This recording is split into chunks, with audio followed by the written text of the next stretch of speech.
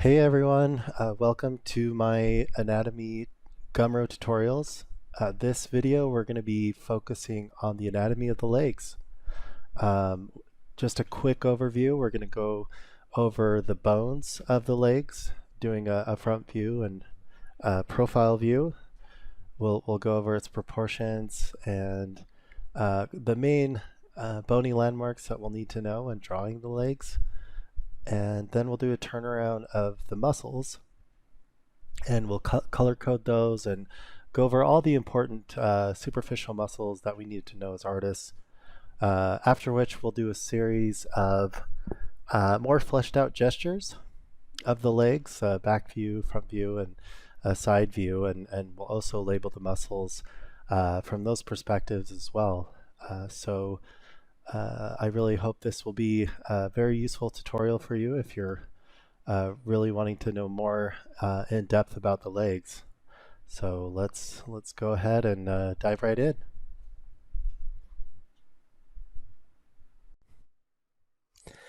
Okay, with this first section, we're going to cover the bones of the legs, which will definitely include the pelvis. A lot of the points of insertion for the leg muscles originate in the pelvis, so we can't really avoid including the pelvis.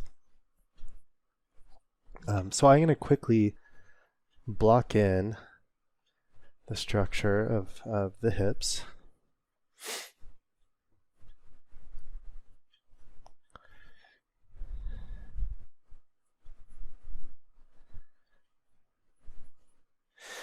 And I'm going to start with a softer underlying gesture, just to make sure the overall structure and proportions are in the ballpark.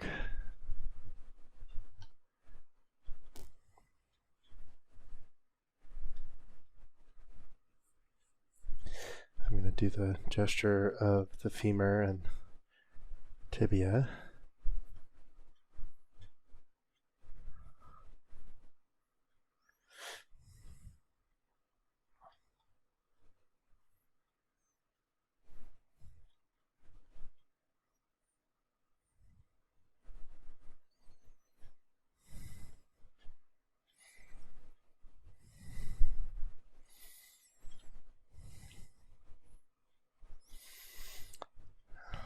Okay, well, with that starting point, I think we're ready to go in and flesh things out a bit more. I'm going to save this real quick.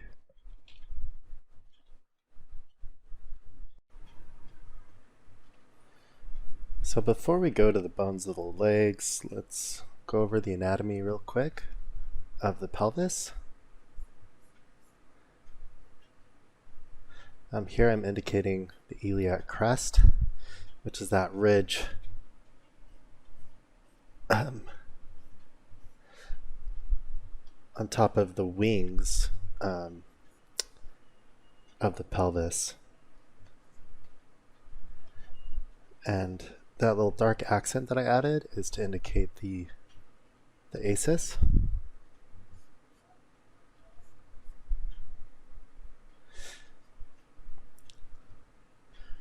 And here I'm just going to roughly indicate the acetabulum, which is that socket joint that the ball of the femur attaches to.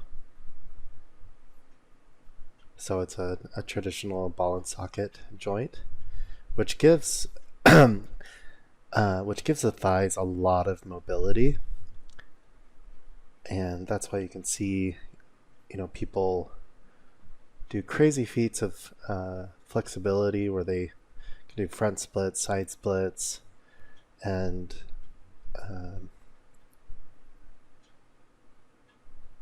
move their legs in all sorts of crazy ways.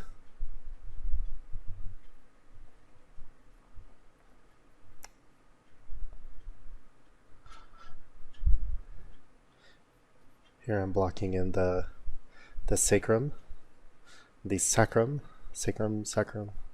Not sure which one's the more common pronunciation. I've heard it pronounced both ways.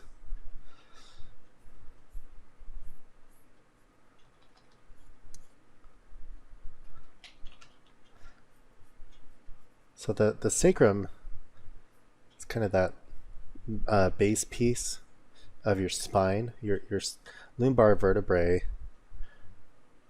feeds into the sacrum, and then the sacrum feeds into the tailbone, the coccyx, which is at the very bottom of your spine.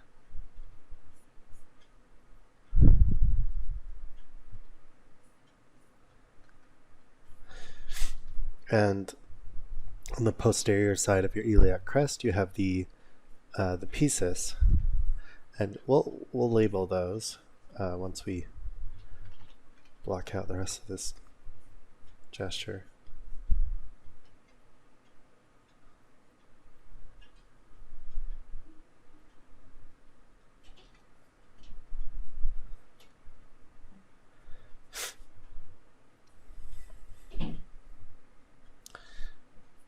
And here in the middle we have the pubic symphysis, which is a little piece of cartilage that connects the wings together in the front of the pelvis. And then these little eye-licking pieces underneath are the ischium.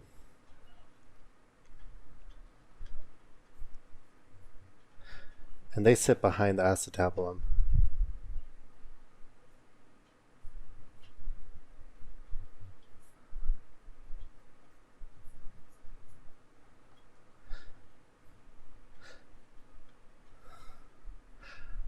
So there we kind of have the basic anatomy of the pelvis. So we can go ahead and start blocking out the femurs, starting with the ball joint.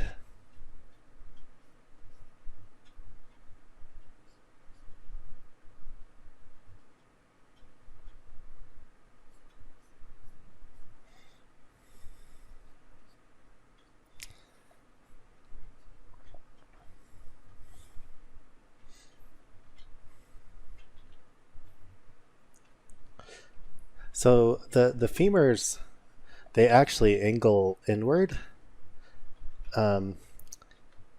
where the hips are wider apart, and then the femur angles down until it reaches the knees, and the bottom of the femur, where the patella is actually closer together.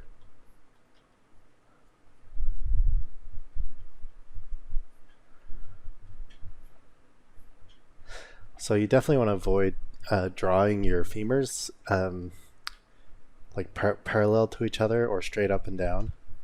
They will look very stiff and unnatural. And this is important to know because when we start adding the muscles, especially the quads, the rectus femoris, which is that middle quad that sits on top of the femur, actually follows this angle of the femur. So it's important we kind of get those basic angles and directions correct.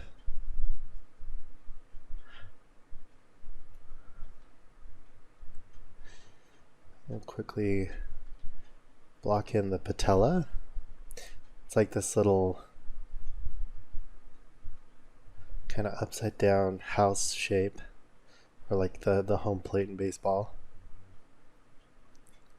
with the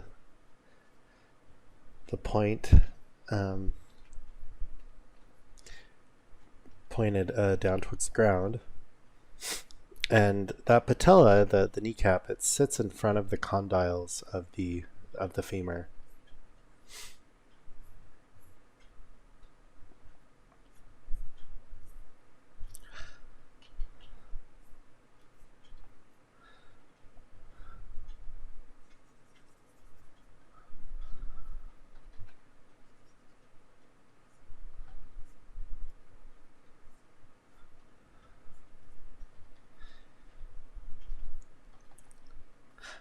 So let's go ahead and we're going to label these real quick.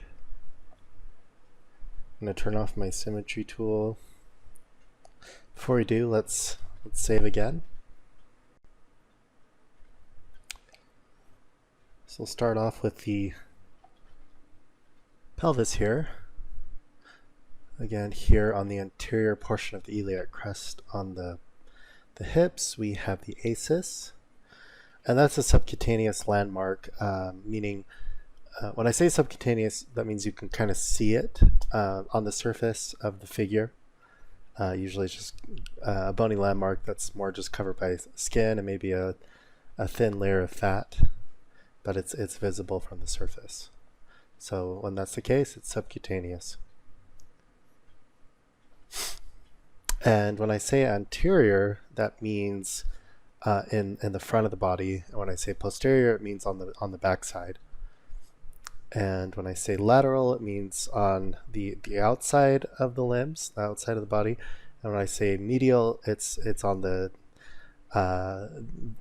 inside sections of the body, like the inner thigh, the parts of the arm that are closest to the body would be the medial portions of the arms and limbs. So I just wanted to go over that basic terminology just to help you understand better what I'm describing here, and I do think it's helpful to have that basic understanding of anatomy lingo. There's so many books that use those terms, and very helpful books. And when you understand those basic terminologies, it definitely makes it easier for you to absorb the information that they're describing. So anyways, back to the labeling. Here we have the iliac crest. Again, it's that ridge on the wings of the hips. On the back side, we have the piscis, which is above kind of the sacrum triangle, and it is subcutaneous as well. Particularly visible when the figure is hunched over or leaning forward. Here we have the ischium.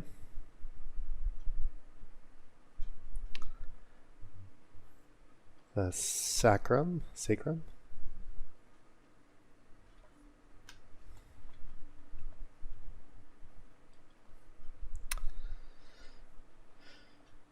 And the socket joint for the hips is the acetabulum.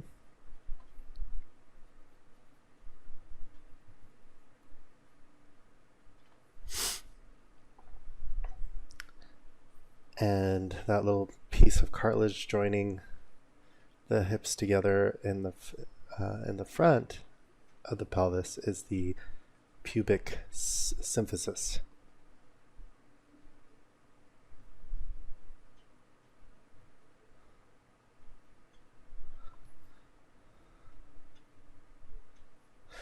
I apologize if my handwriting is not amazing. Try to clean it up the best I can.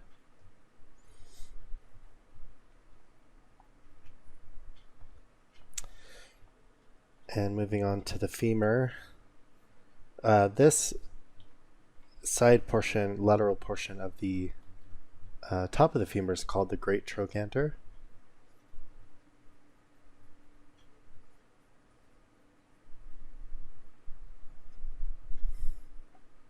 And that is another subcutaneous landmark. And what's great about the great trochanter is it gives you a point of measurement. It's actually the midway point of the body, so that'll help you a lot with your proportions. If the distance between the great trochanter and the feet is the same as the distance from the great trochanter to the top of the skull, then the proportions are hopefully in the ballpark. And while we're talking about proportions, the femur from the great trochanter down to the kneecap, that has the height of 3 cranial units. And when I say cranial units, it's just the height of the skull's cranium, which is the part that encases the brain, not including the jaw and the rest of the face. And then the height of the lower leg, which includes the foot, will also be 3 cranial units.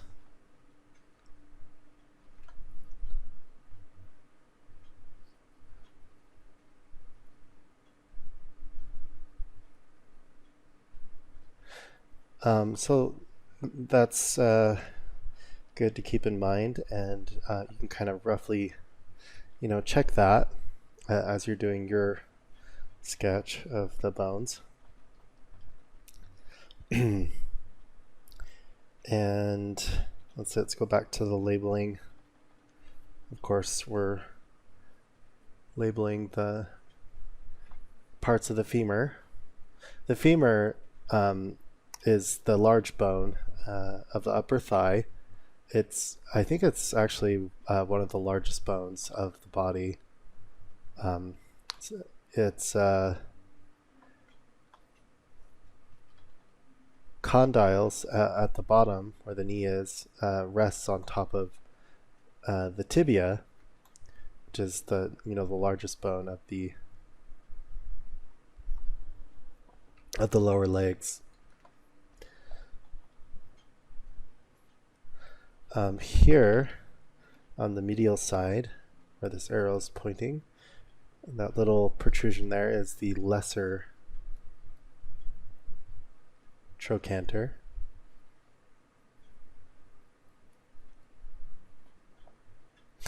Not particularly important when drawing the full figure with flesh and skin and everything.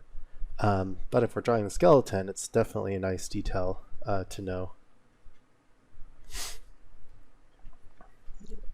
Then here we have the patella, the kneecap.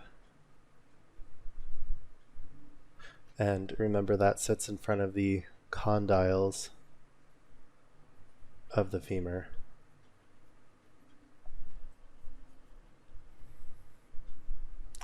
And when we do the profile of the femur, we can kind of see the condyles a bit better. They kind of have a rounded base that allows it to sit in these furrows on top of the tibia that kind of keeps it locked in place. So it's when you bend your knee, it kind of stays in position, above the tibia. Okay, so now I think we got all the important bones labeled here of the upper thigh and the pelvis. So now we can move on to the lower leg. Before we do that, we'll save again.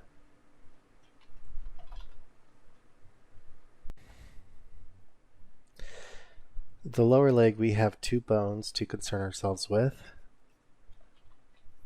The larger of the 2 is the tibia.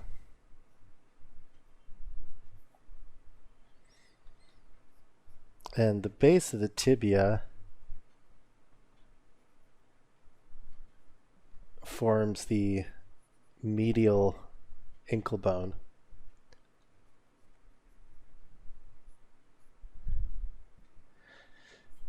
And I like to kind of use a simple curve to gesture in the lateral side of the tibia. Then up here, I'm finding the edges kind of the condyles, the upper condyles of the tibia. So I can find the location of the tibial tuberosity, which is the bony landmark that ligament that attaches the patella to the tibia is located. So that ligament will come down and latch on to the tibial tuberosity.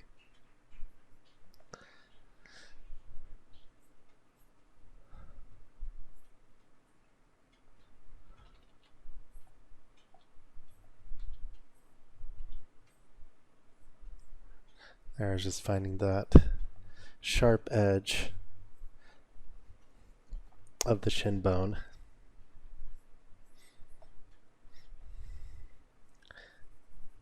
So that's probably good enough for the tibia. Now we can focus on the smaller bone of the two, the fibula.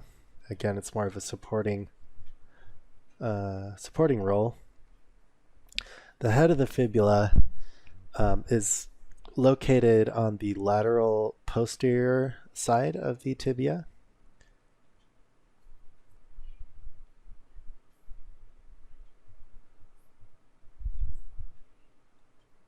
And at its base, the fibula actually forms the lateral ankle bone of the lower legs.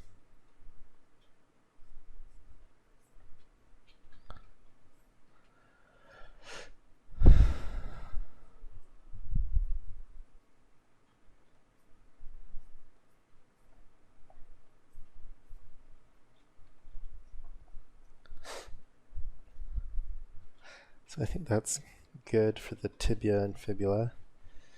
So when drawing the ankles, remember the design of the ankles is asymmetrical. So the medial ankle is going to be higher up than the lateral ankle, which will be set down lower in its orientation.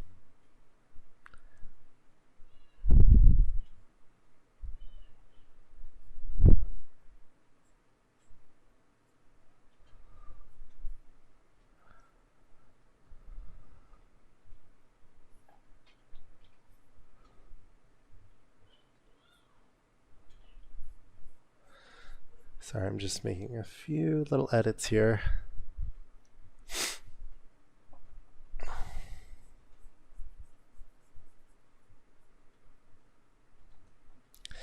Okay, so let's hurry and label those. Turn the symmetry tool off. So again, we have that important bony landmark, the tibial tuberosity, which is where the ligament attaches the patella to the tibia. And this is the tibia, the largest of the two lower leg bones. And then the smaller is the fibula.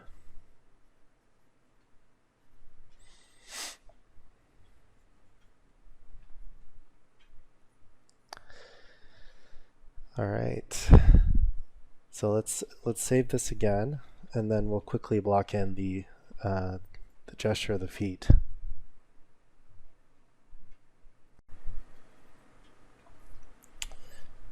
Since we're not focusing on the feet, and the focus on this tutorial is just the legs, we're going to quickly block in the gesture of the feet here. Hold on, I got to turn on my symmetry tool, recenter it. There we go.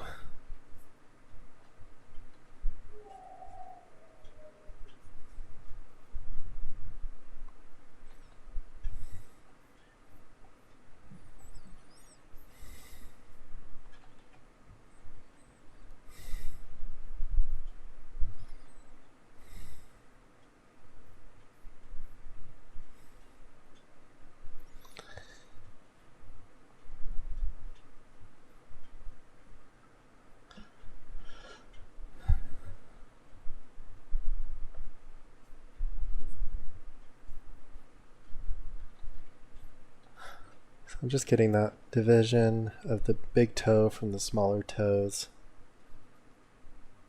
and then doing the gesture lines of the phalanges and the metatarsals.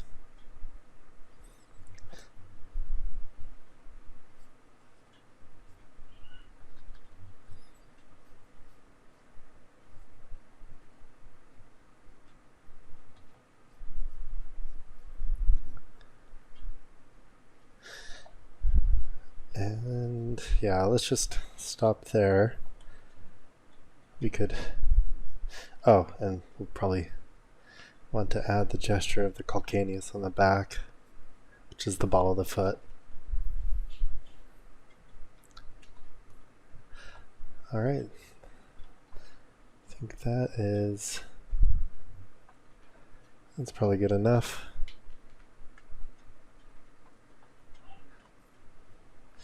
And now we can move on to the profile.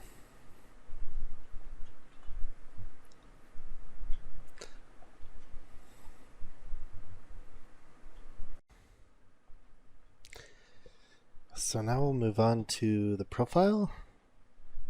So I'm going to put everything that we have so far in a group and move that over to make room for our profile.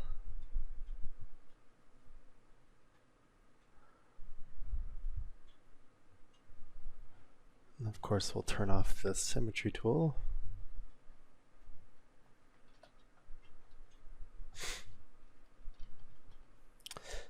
We're going to try to get the proportions about the same, so I'm going to use these guidelines just so we can more or less have the same consistency in proportions and shapes.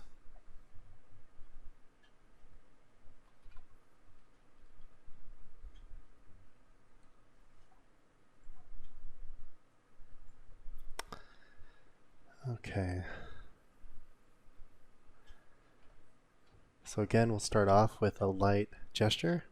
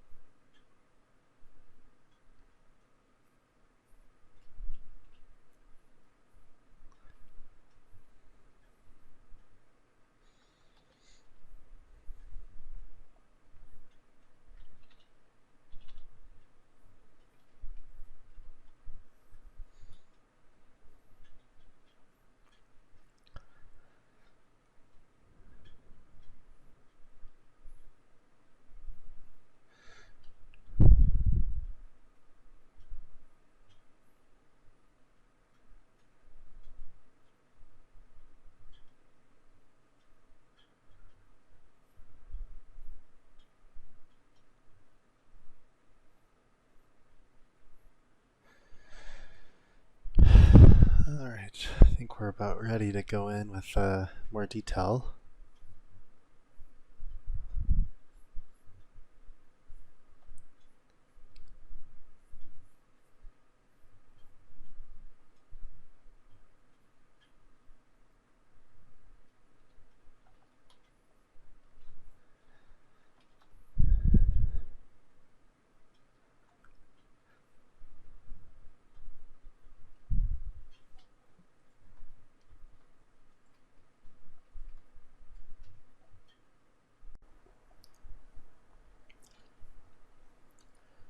So again, we're going to start with fleshing out the pelvis.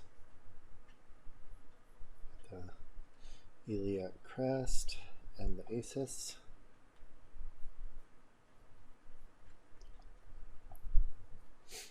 Let's see, lower that.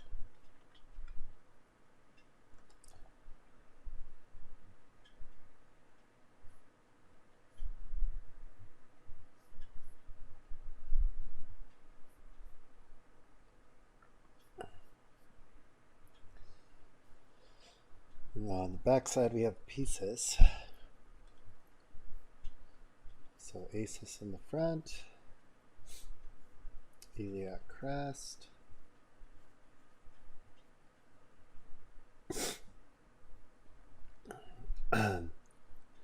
pieces,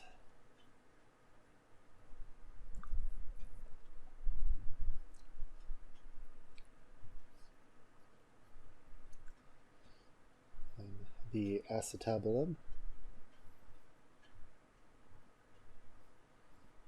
go ahead and block in the ball of the femur.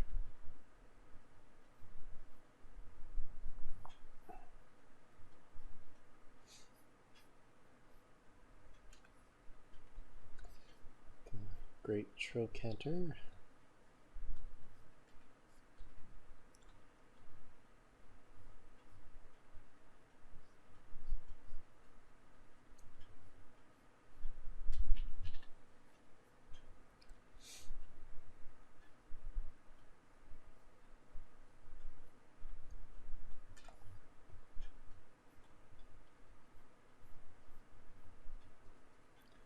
Again,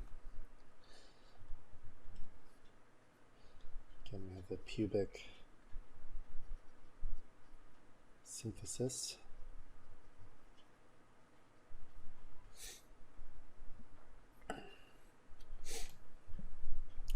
The ischium.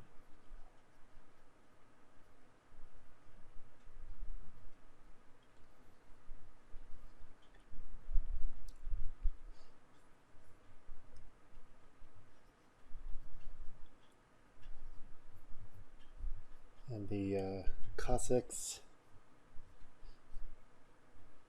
or the sacrum and the coccyx.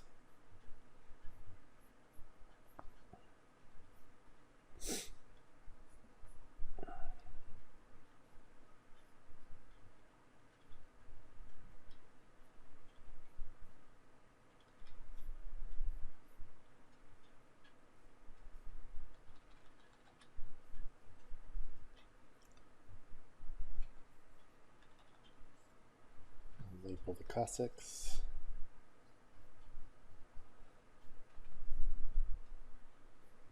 The sacrum.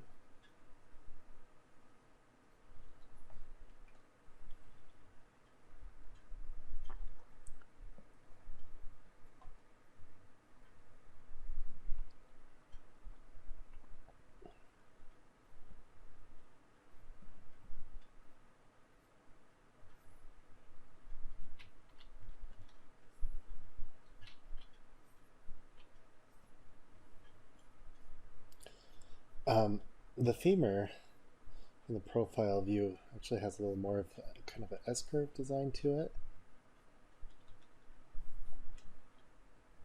And the overall gesture of the leg can be like one big S-curve. It's kind of stretched out. And I usually start with that rhythm when I'm doing profiles, especially. Then in front of the condyles of the base of the femur, again we have the patella.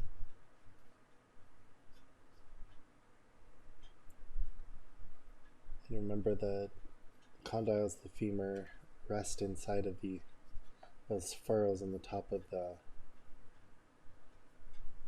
tibia.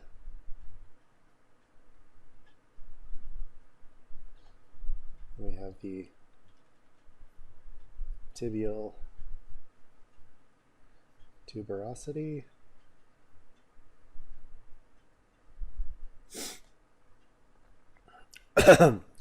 And remember, the patella attaches to the tibial tuberosity with a tendon.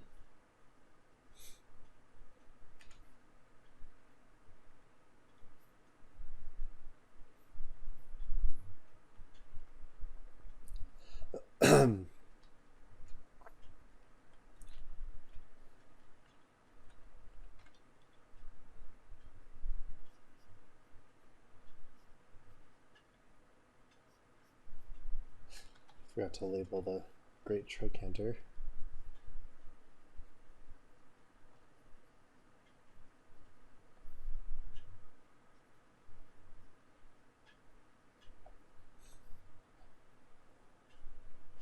And again, the ball of the femur.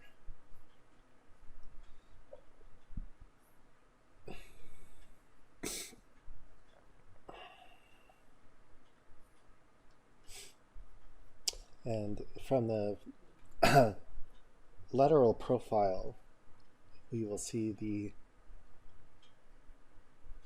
fibula, and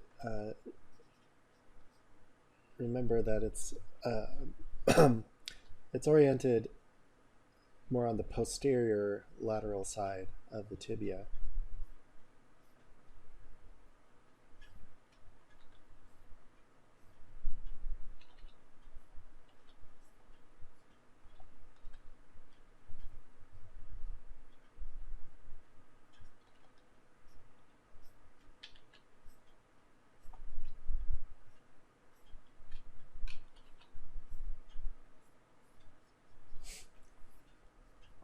And the fibula again.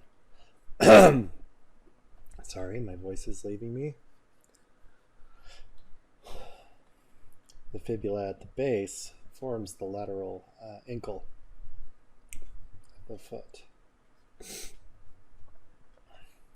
We'll just block in the gesture of the foot here.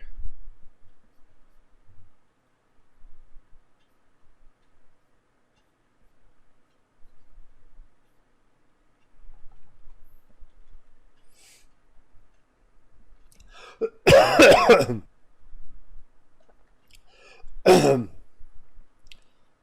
was a little too long. Just shrink that in a bit. There we go, that feels better.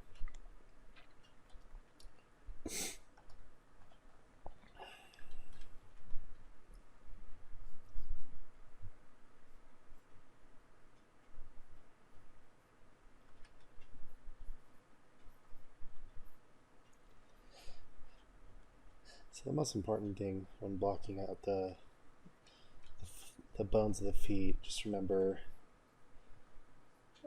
the base of the foot is the calcaneus.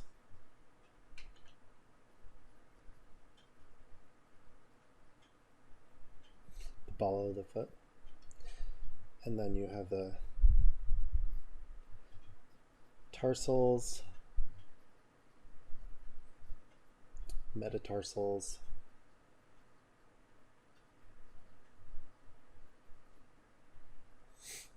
and the phalanges, similar to the hand.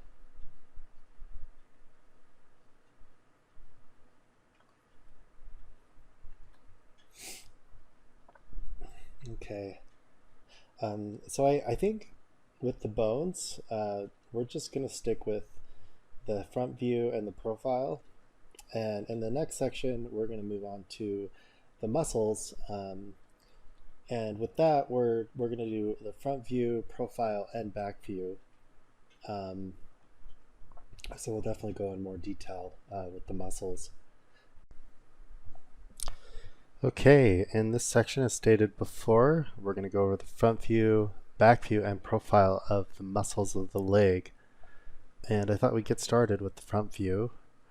I am going to do some soft gestural lines to begin the sketch with. And I want to show you some of the rhythms that I look for when I'm doing figure drawing. And one of them, especially in the leg, that I try to look for is this S curve that it originates at the ACES here on the hips, and then it comes down, and then it comes out, then turns back in towards the tibia, and follows the tibia, the shin bone, down to the ankle. So that's kind of the S curve that I look for. It's a very nice, easy to see rhythm of the leg, and then from there, I kind of like to draw a straight line to divide where I'm going to place the sartorius and the tensor fascia lata on the left. And also it gives me a starting point where I'm going to gesture in the quads.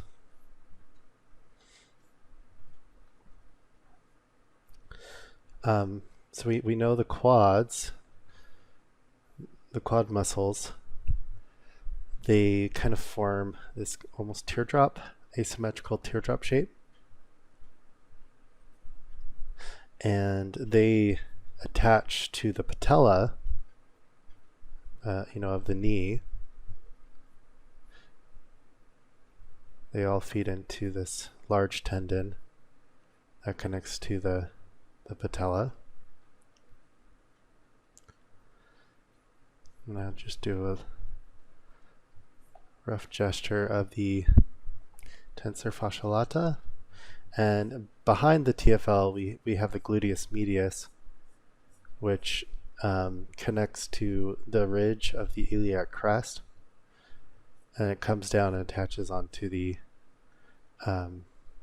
great trochanter on the lateral side of the leg.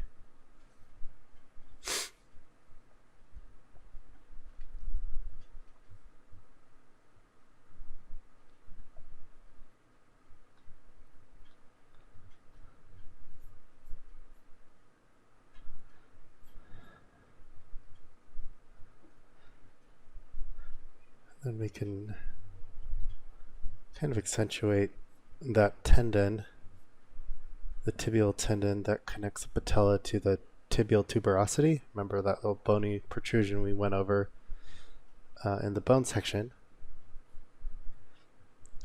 And then we can come down and kind of find that straight line that forms the gesture of the tibialis anterior, which kind of connects to the tendon, the iliotibial band that runs along the lateral side of the leg on top of the vastus lateralis. We'll label all of these after we gesture in the muscles. Then here we see the head of the fibula.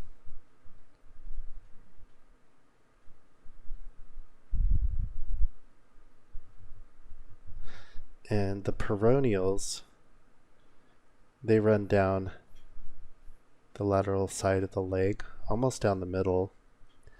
And they actually kind of form a straight line running up into the biceps femoris on the back side of the leg that forms part of the hamstrings.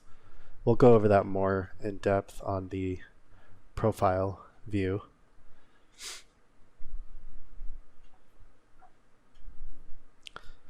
And we're going to gesture in the gastrocnemius, the famous calf muscle. And we have to remember that the gastrocnemius overlays the soleus muscle.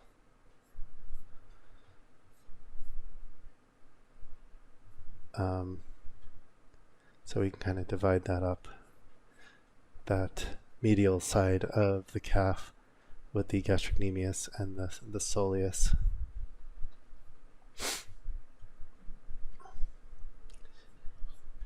And remember, it's really important that we find these cross contours.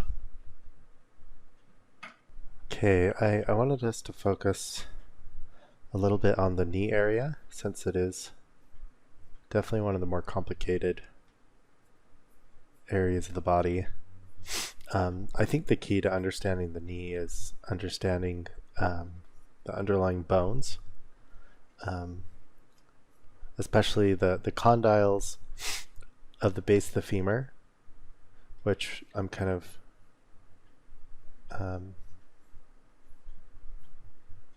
outlining here.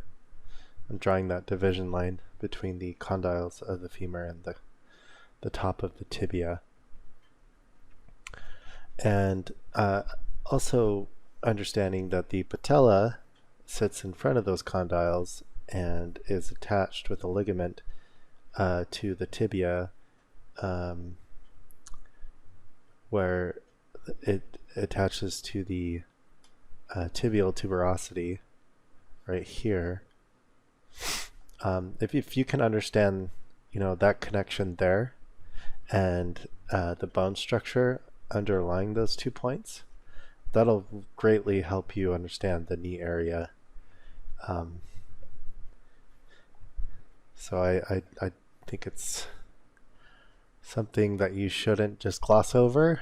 You should take your time to study it and internalize it.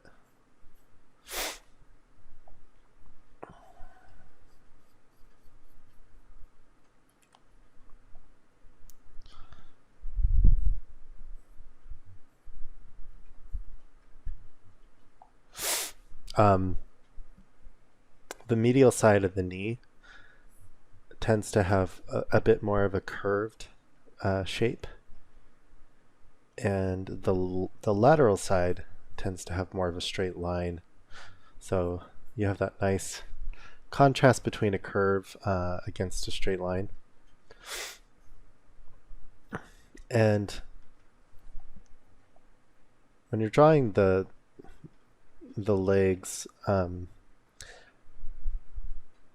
I kind of like to simplify the lateral side with more of a straight, and then simplify the medial side again with that S curve.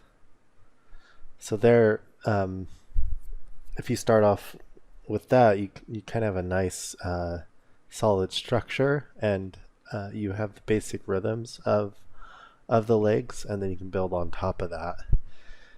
And I think that's a very good starting point. And so let's go back to the quads here. As I said earlier on the bone section, when we were drawing the femur, the direction of the rectus femoris, that middle quad that I'm drawing in right now, it follows the direction of the femur. So you can see right there, there's the femur that we drew earlier, and the rectus femoris kind of sits right on top of that, following that same direction. And again, it feeds into that tendon that attaches it to the kneecap, the patella.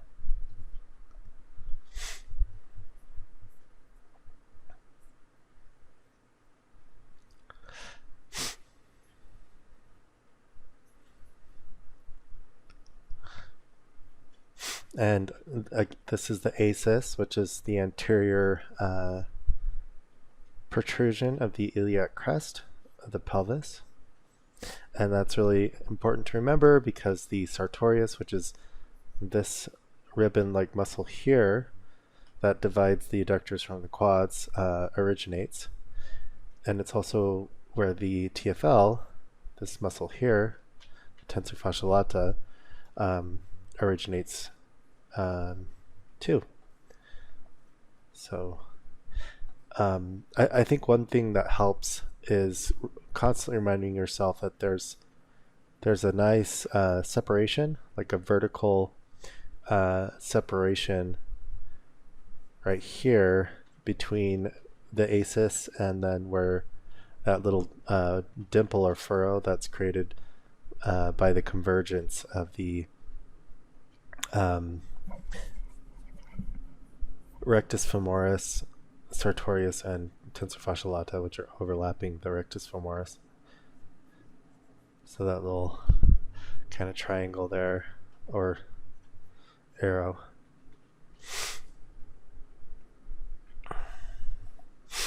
And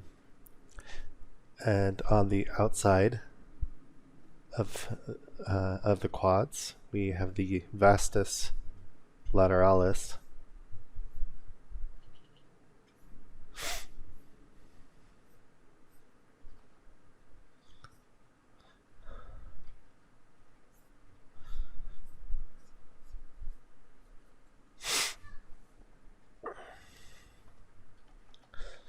This muscle here is the vastus lateralis, and on the medial side we have the vastus medialis. So the naming of it makes sense. Again, remember, as I mentioned before in this section on the bones, anything like on the inside of the body or inside of the limbs is referenced as the medial side, and then everything on the outside of the body, all of this, is the lateral side. And again, I really do recommend that you learn that basic anatomical lingo, because it'll help you understand so many anatomy books, and it'll make it easier for you to also describe character designs that you're doing for art directors, if you're a concept artist, or if you're teaching anatomy, which I'm doing right now.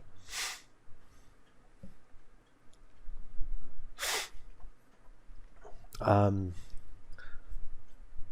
right, so now let's block in the adductor muscles. These are kind of the upper inner thigh muscles that are close to your crotch. And we're just going to simplify these. Honestly, I don't even know all the names of the adductor muscles.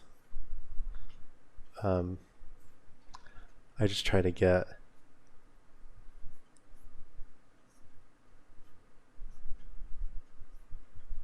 some of those main divisions of the adductors, and I just label them as the adductors and leave it in my mind as a group.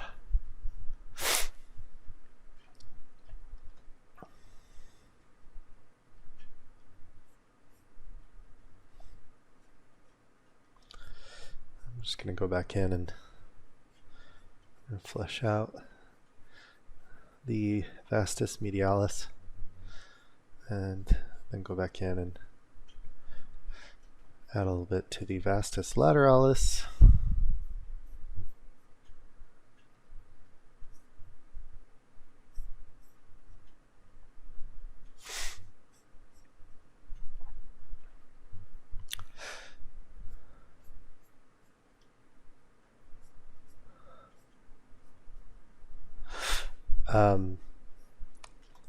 Okay, I think we're gonna save it again, and then we'll finish fleshing out the lower legs.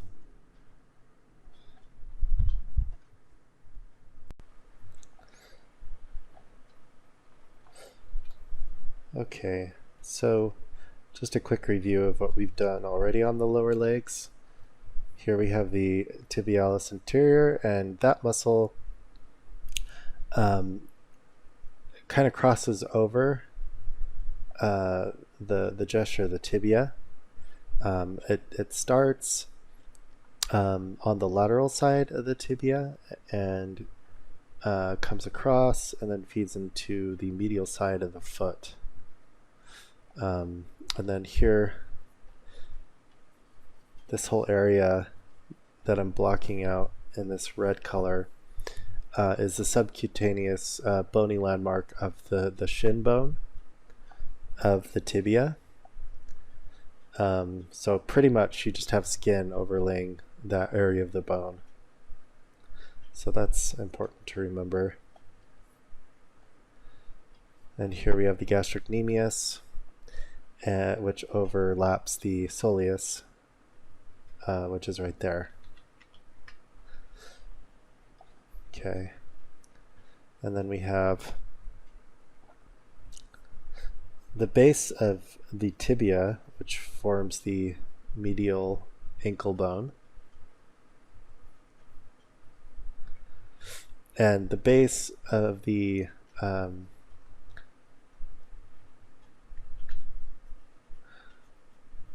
fibula forms the lateral ankle bone right there.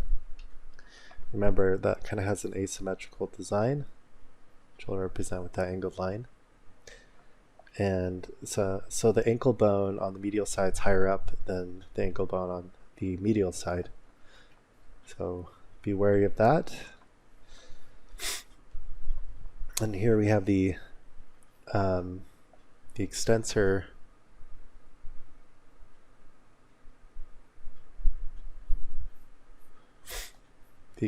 muscles of the lower legs.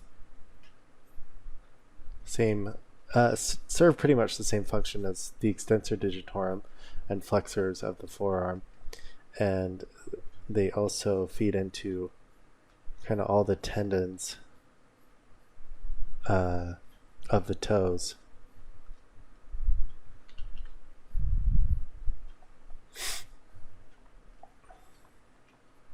And behind the extensors, we have the peroneals. From this lateral side, you can barely see them. It'll just be a sliver. And those peroneals originate at the head of the fibula, and they follow the lateral gesture of profile of the leg, and run behind the lateral ankle. And again, we have the gastrocnemius forming the outer profile of the lower leg.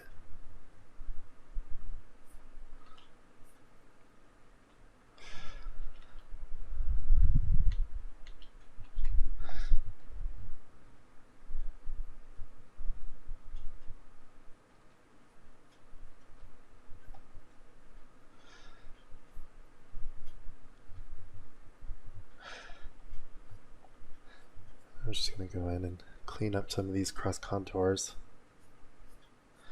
So that shin bone, the subcutaneous area of the lateral portion of the tibia, overlaps the gastrocnemius and soleus. So we get a nice cross contour right here. We want to emphasize.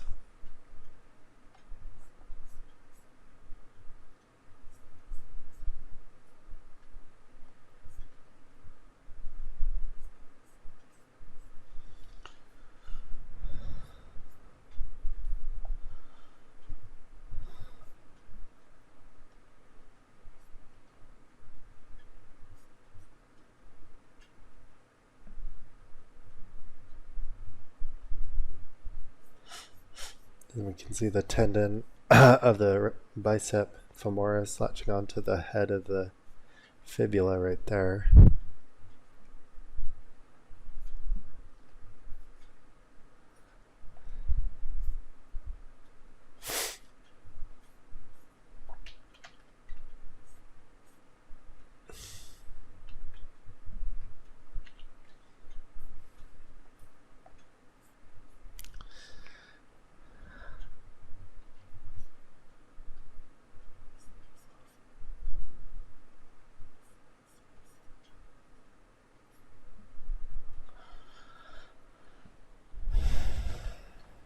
Okay, so let's just go in and we'll block out the feet real quick.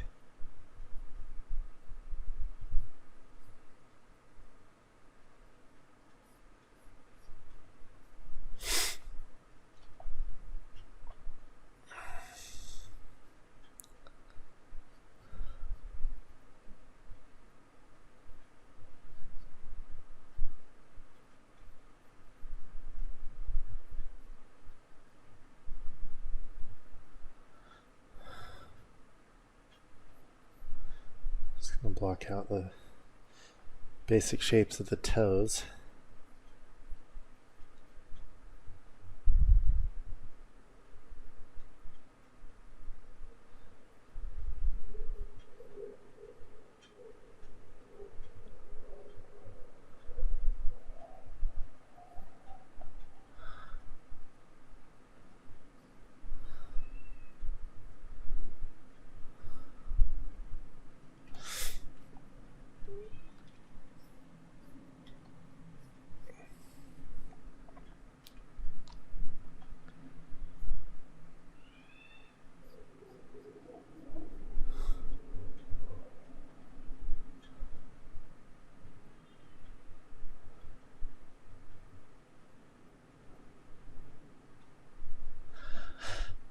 Okay, so we're not focusing on the feet in this tutorial, so let's just move on here. Spend a while cleaning up the feet.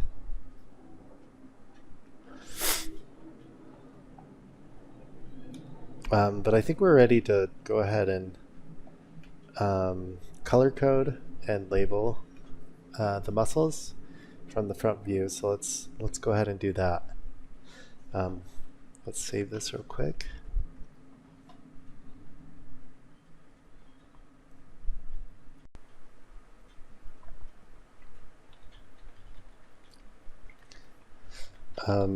Before we go ahead and color code, I just wanted to do a quick cleanup pass on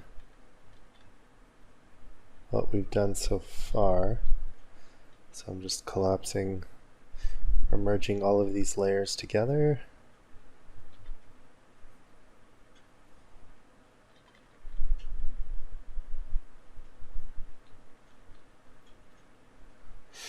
Okay, there we go. So it's kind of cool when you toggle back and forth between the underlying drawing we did of the bones and the muscles that we just added on top. I think this is a really good exercise if you're wanting to understand the anatomy of the legs more in depth, starting off with the bones and then trying to piece together and attach the muscles on top of those bones. But let's go ahead and clean that up.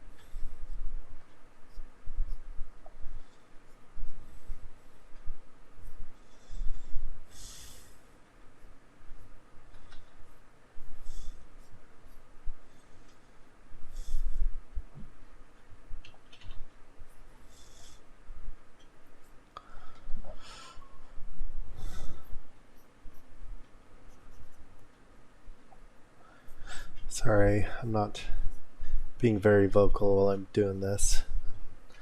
Just trying to focus on the line quality.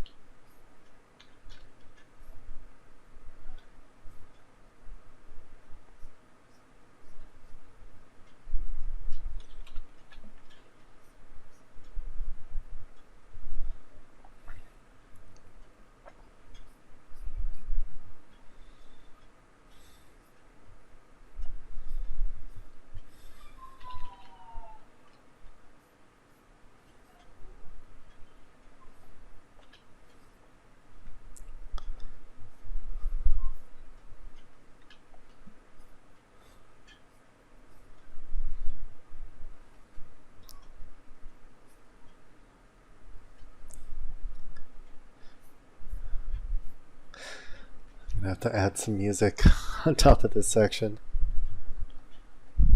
so you can't just hear me breathe.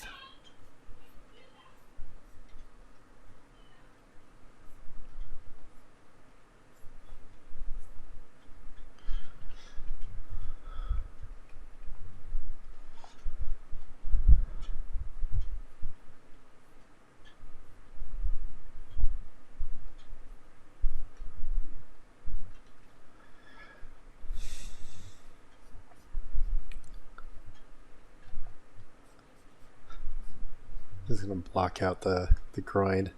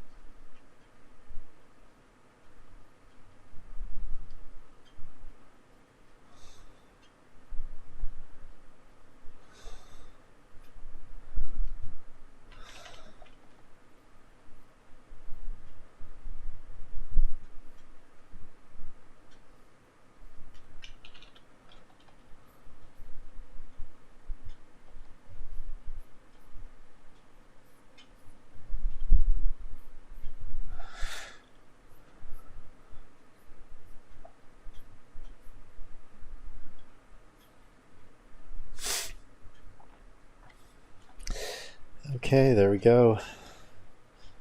There's our cleanup pass.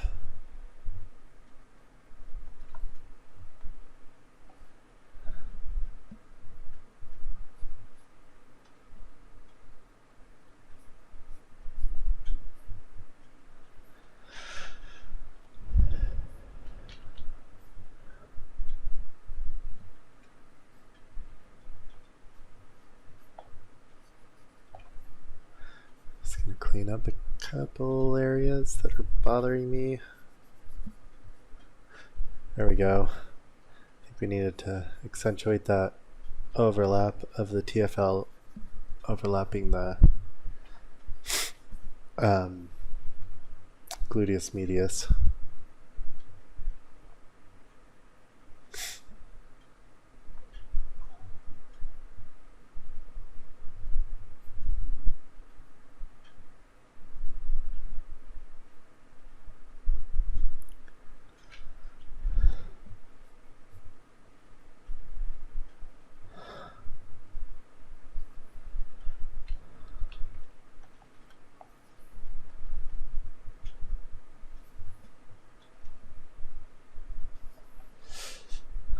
All right.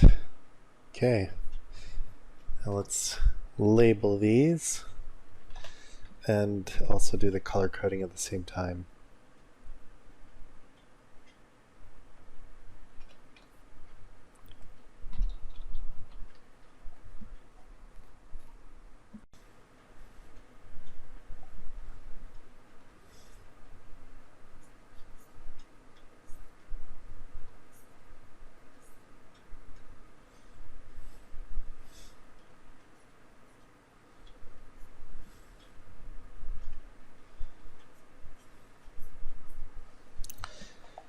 Okay, so to color code, we're going to use the multiply layer.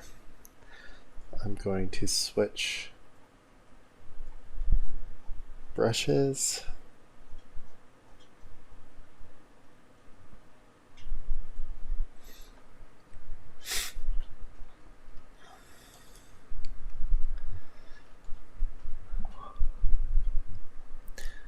And I'll start off with light blue. We'll block in the Sartorius.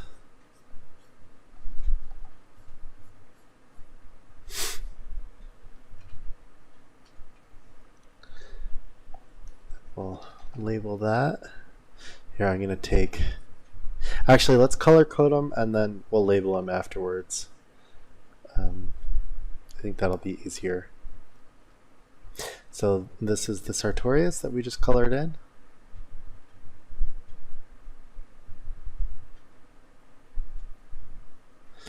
We have the adductors, which are the crotch muscles or inner upper thigh muscles.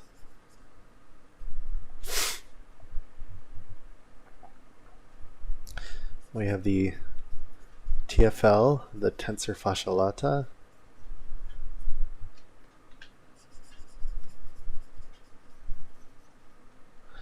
And behind that we have the gluteus medius and the magenta.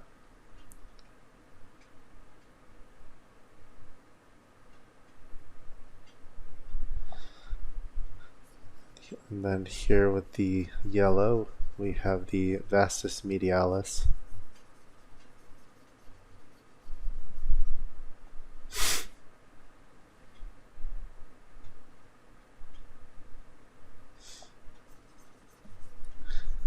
And here's the rectus femoris.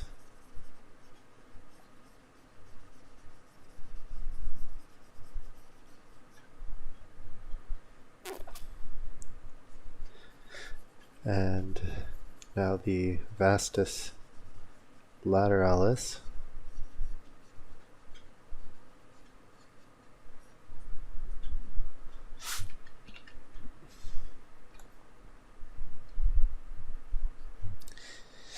And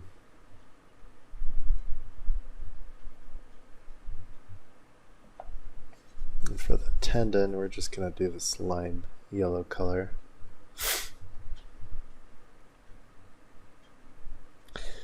And then the bones, we'll just do a more desaturated yellow for the condyles of the femur and of the tibia.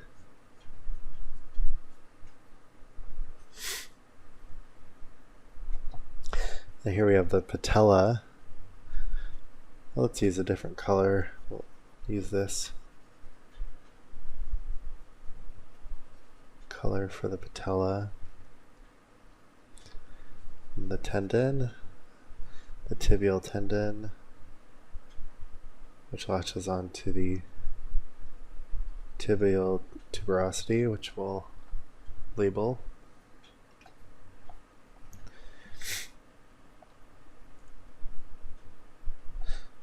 And here we have the tibialis anterior.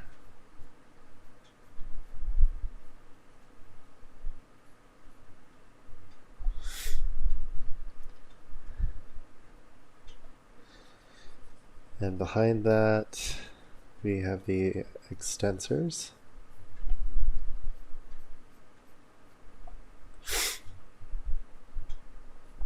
And then the peroneals. And on the outside, we see the gastrocnemius.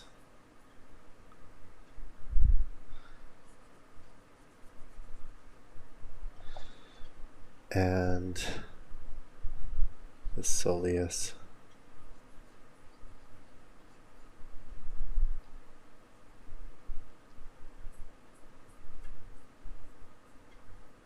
There's that shin bone that goes down to the ankle.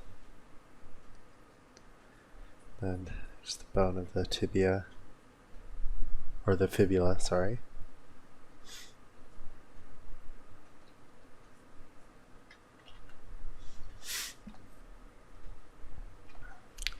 And yeah, I think that's all we're going to do for the front view. So let's go ahead and label these. Here we have the TFL. Oops, got to take the symmetry tool off. Let's do the gluteus medius first.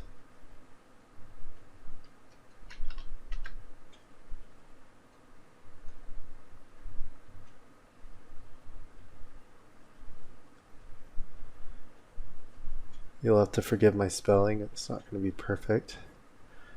And then here we have the tensor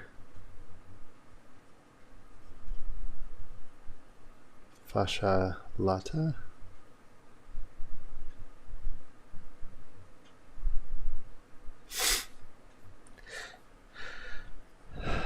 Vastus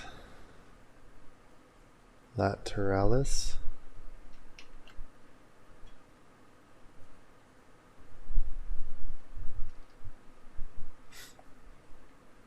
Rectus femoris.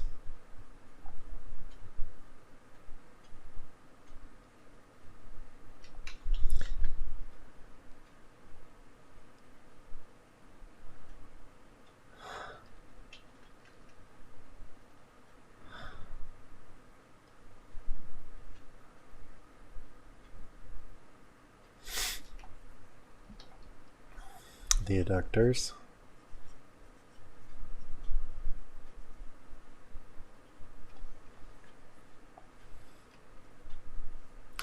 Acis.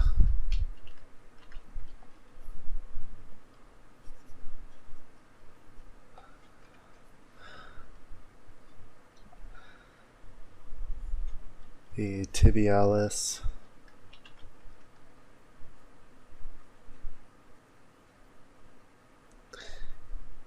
Anterior.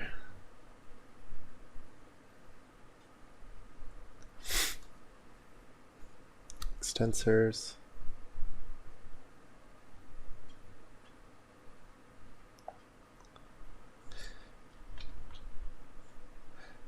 Peroneals.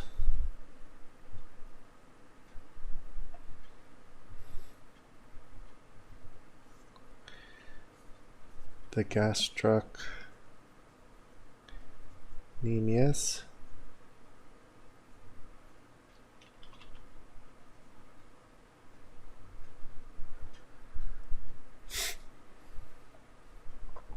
And the soleus.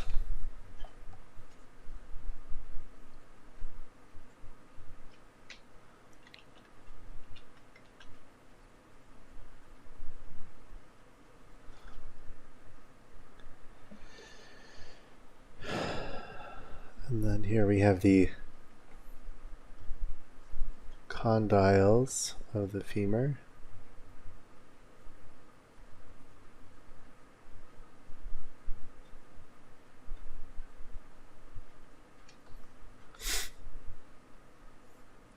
Here are the tibialis or tibial tuberosity.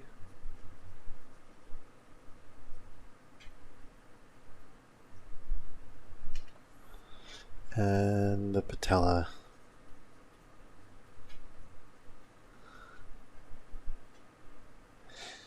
All right, so I think that's all we're going to focus on for the front view. So I think we're ready to move on to the profile, and then we'll hit the back view.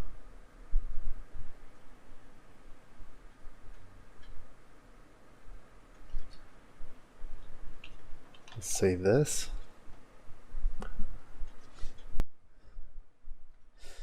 I lied. We forgot two of the muscles with the labeling.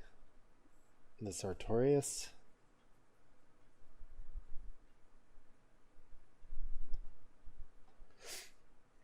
and the vastus medialis of the quads.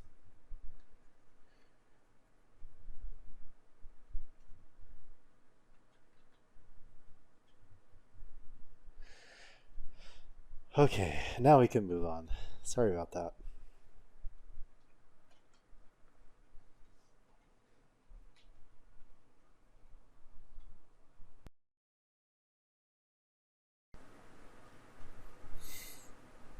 So similar to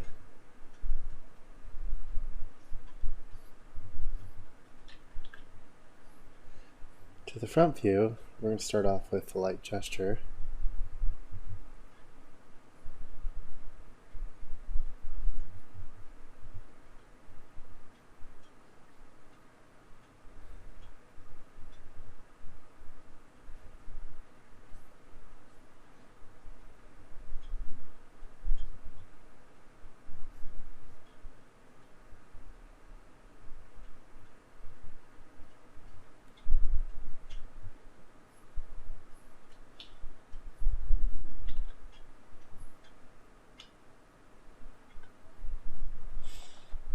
I'm finding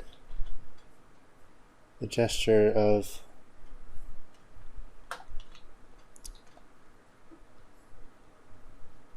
the tibialis anterior and how that flows into the IT band, the iliotibial band. See that nice flowing line right here? It goes from the butt cheek and then curves in and goes all the way down to the base of the tibialis anterior. That's a nice kind of rhythm that flows all the way through the leg.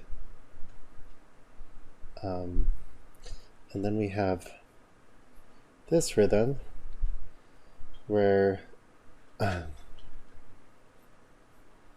biceps femoris flows into the head of the fibula, and then that flows into the peroneals,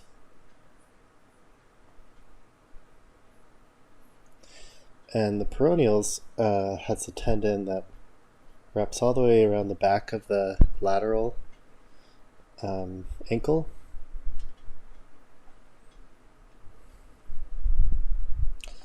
And then we can see right there we have the condyles of the femur, and the gastrocnemius actually attaches on the backside just above those condyles in between the hamstring muscles. So we're going to gesture that in.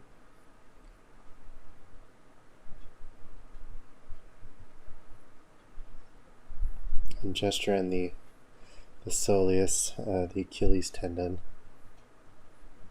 and show how that flows down into the heel.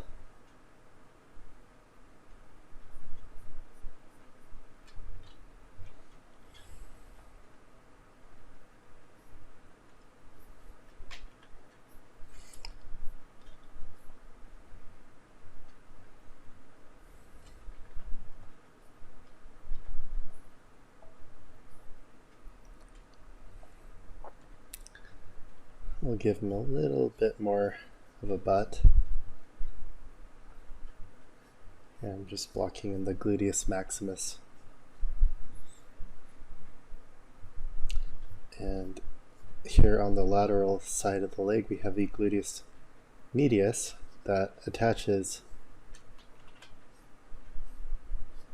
to the TFL, or not the TFL, the great trochanter, sorry.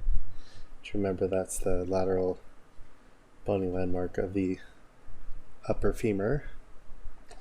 Kind of indicate that right there with an arrow.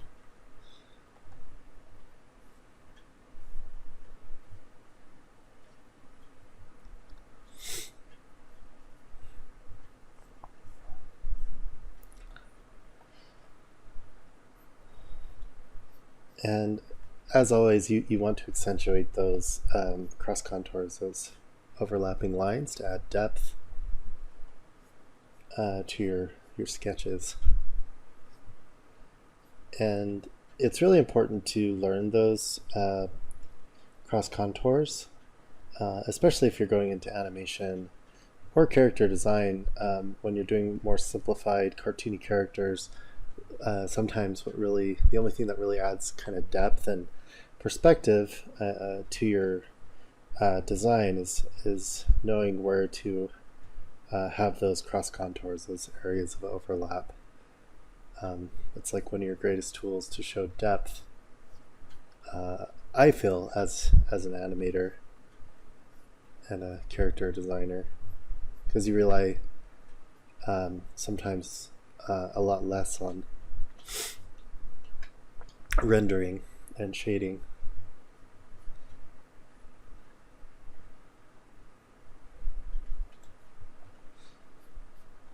Okay, I think that's looking good so far. Let's save that.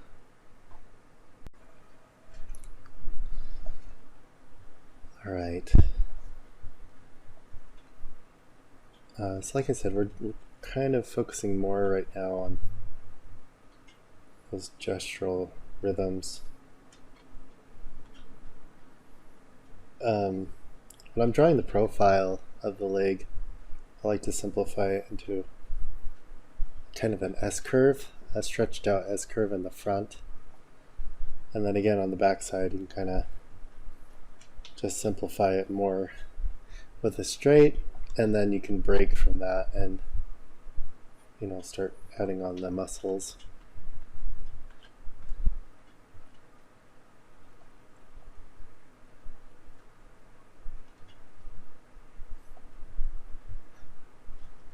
The iliotibial band, which is this large fascia, let me use a color, this large fascia that stretches over a large portion of the vastus lateralis, and it the gluteus maximus, gluteus medius, and the TFL connect into it on the side, and it runs all the way down and attaches onto the anterior lateral portion of the upper tibia bone, like right there. So you can see here's the top of the tibia, and the iliotibial band attaches right there. And again, it flows into the gesture of the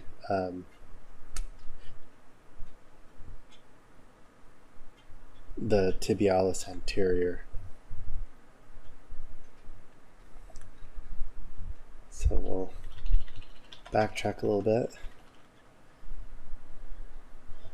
and then let's gesture in the vastus lateralis.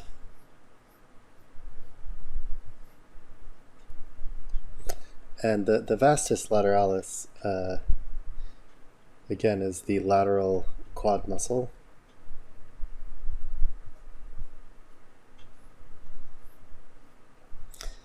And it attaches onto the patella. Let's make sure there it is. Attaches into that ligament that all of the visible quad muscles are attached to, that again connect it to the kneecap, the patella.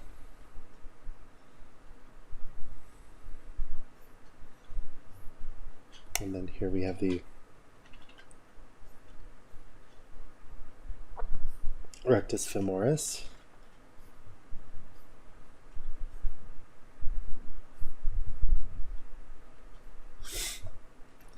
And we can see a little bit of the sartorius.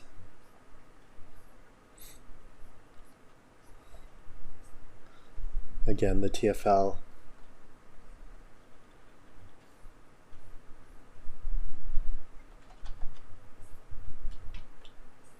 The TFL and the sartorius attached to the ACIS. That interior protruding landmark of the iliac crest of the pelvis.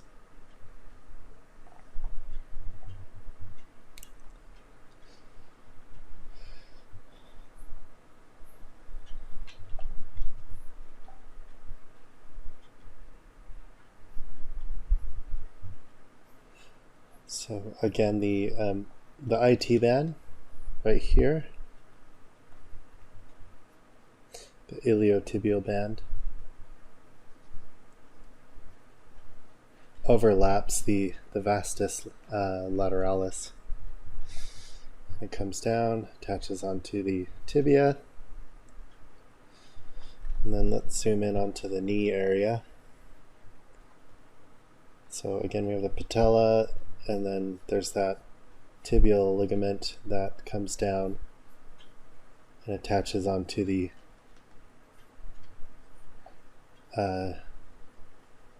tibial tuberosity.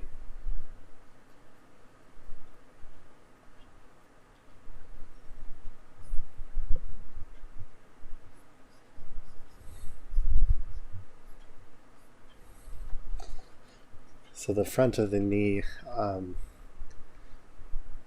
with its profile will kind of have a straight angled line like so.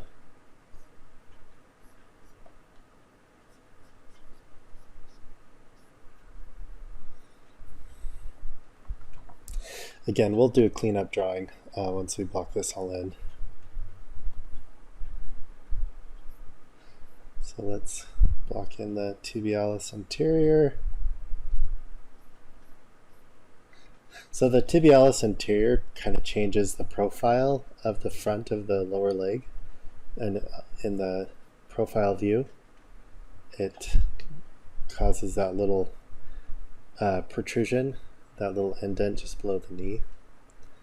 You know, instead of just being a smooth kind of curve, that muscle creates that protrusion right there.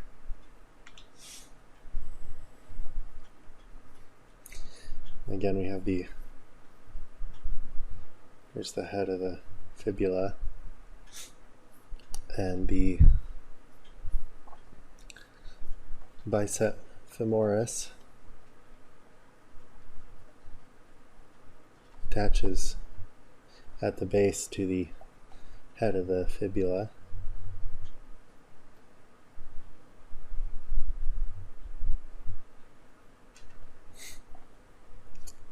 And the gluteus maximus overlaps the biceps femoris, and the bicep femoris has that large tendon that overlaps the gastrocnemius. So, you know, these are tendons on the profile of the leg that are very important, that add some structure-giving straights to the profile. And what do I mean by that? I mean, like, this is pretty much like a straight line here, and then that's contrasted by that S curve. Then you have this straight here, pretty much going from the biceps femoris all the way down the peroneals that attach to the head of the fibula down to the ankle.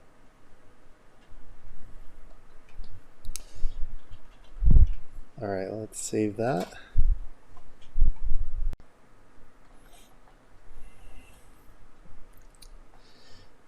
Okay, let's block in the peroneals.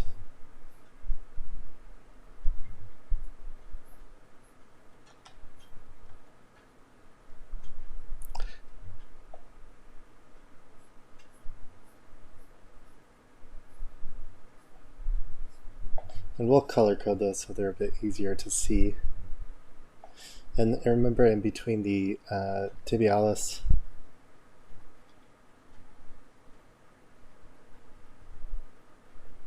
anterior,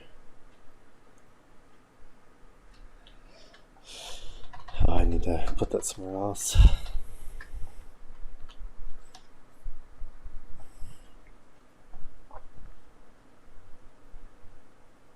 Between the tibialis anterior and the peroneals, we have the extensors of the lower leg.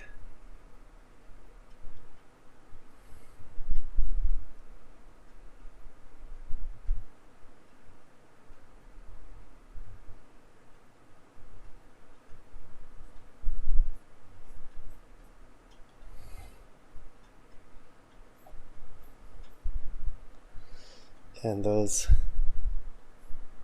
flow into all those tendons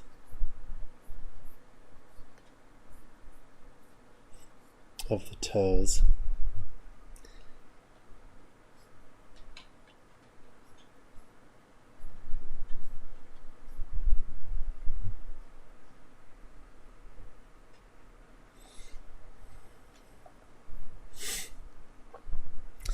And here we have the gastrocnemius.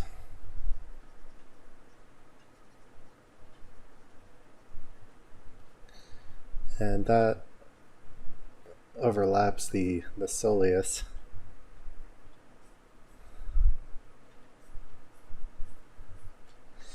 And the soleus, so the gastrocnemius up here, this is the gastrocnemius. Remember, it inserts onto the back of those condyles of the femur. So this point here is actually going to be higher up than the kneecap, because the kneecap sits in front of the condyles of the femur, and that insertion point's above the condyles on the back side. So you have here the gastrocnemius, and that's overlapping the soleus here, and the gastrocnemius flows down into the Achilles tendon, which is that large tendon on the back of your leg that attaches onto the ball of your foot, the calcaneus. Again, we'll color code that later. But I think we're ready to just block in this foot.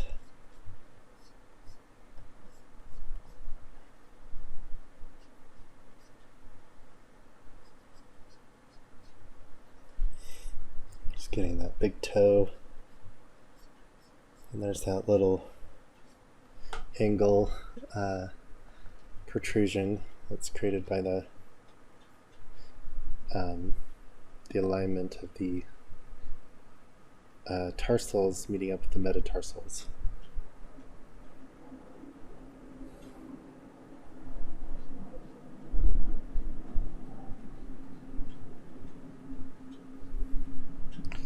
Just going to block in the toes.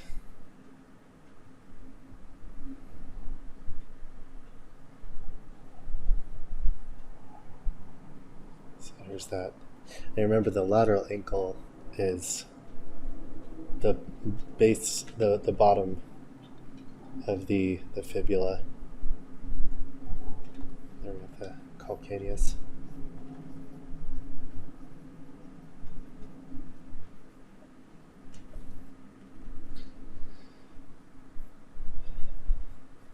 Tarsals, metatarsals,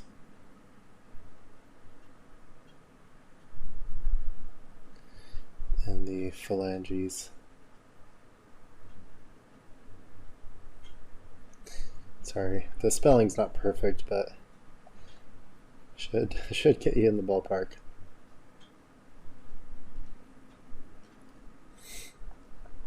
Okay, I think we're ready to color code. Yeah, I don't even think we need to do a cleanup drawing on that one. It looks pretty good.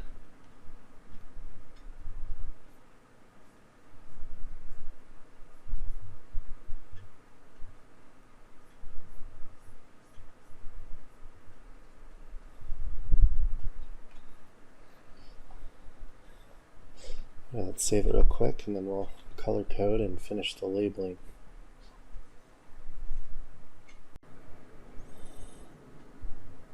Alright, let's finish labeling these, and then we'll color code them. So here we have the gluteus maximus and the gluteus medius,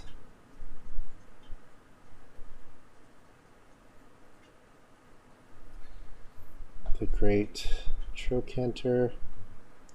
I'm going to use these acronyms with some of the muscles that we've already covered and labeled. Again, the ASIS right here, the tensor fascia lata, TFL, and the IT band. That is an abbreviation for or an acronym for iliotibial band. Here we have the patella, the vastus lateralis,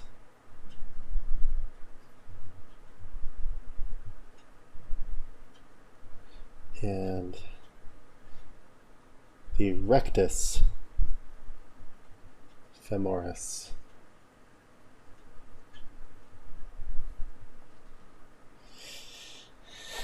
All right, yeah, it's becoming a bit messy, but we'll clean that up later.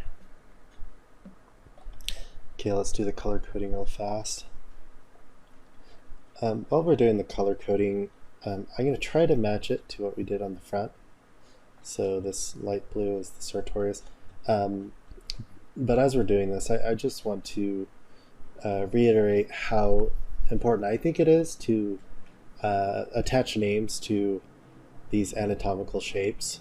When you learn the anatomical terminology, I think it really helps you retain what you study a lot better. At least I find that's the case with me. It almost helps me create a mental checklist of everything that I need to include in my figure drawings and sketches, my character designs. Be like, oh, okay, so I'm missing this muscle, and this muscle. And I become more aware of what's missing when I know the names of what they are. So yeah, just a suggestion. I'm going to use this lime green to color code the iliotibial band. Remember, it goes over the great trochanter and attaches into the TFL, gluteus medius, and gluteus maximus.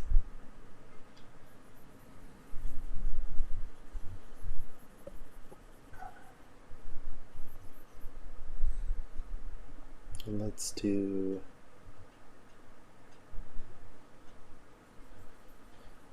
yellow for the gluteus maximus.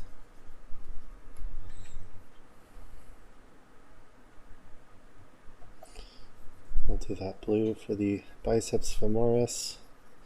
Again, that's the lateral hamstring muscle. That has two heads. The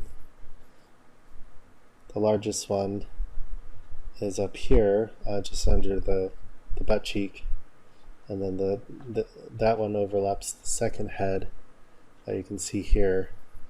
That's just being overlapped by the vastus externus right here, and partially by the iliotibial band. Then here I think we can kind of get a slight glimpse of the semitendinosus. We'll go over the rest of the hamstring muscles on the back view. Patella, and there's that tendon that the quads are attached to, that attach them to the patella. And then the tibial ligament that attaches the patella to the tibial tuberosity. We'll just use this to block in. Let's accentuate that division line between the condyles of the femur and the condyles of the tibia. There we go.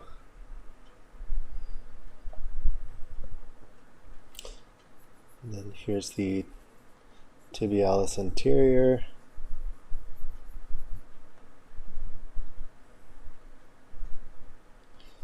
Extensors. Peroneals.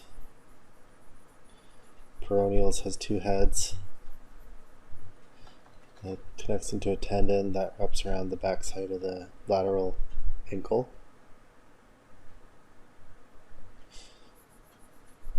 Here we have the soleus, or the gastrocnemius. And we'll find, let's use this one for the soleus,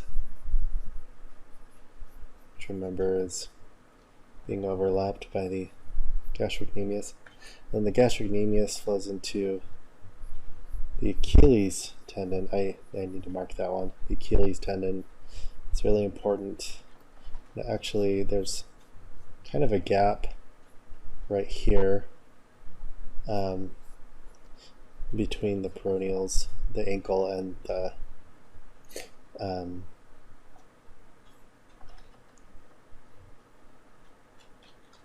Achilles tendon.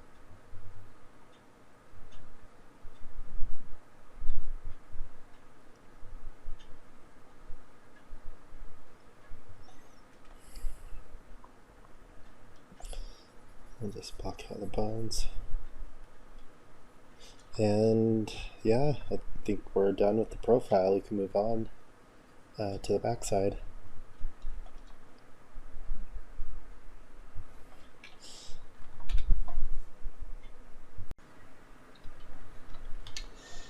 Okay, so obviously we didn't draw the backside of the bones here, but I'm going to go ahead and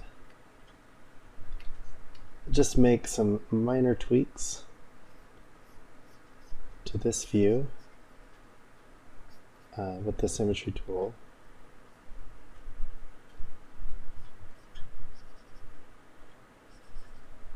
Just so we're transforming this more into a back view. So we have the sacral triangle. We have to rotate the ellipses of the spinal columns to go the other direction, since the perspective has changed. The acetabulum overlaps more of the ball from back view.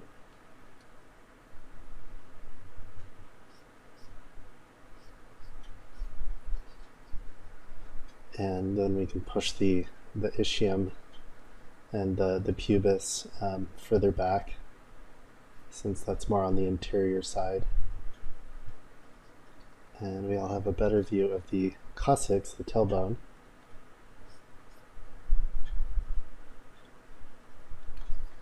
Sorry, I can't see this very well.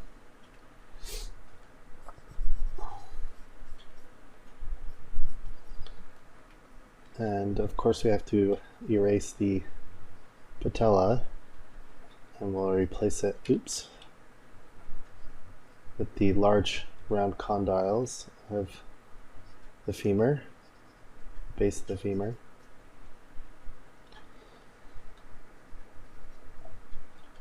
And the backside of the tibia here is kind of has just more of like an overhang, like a shelf.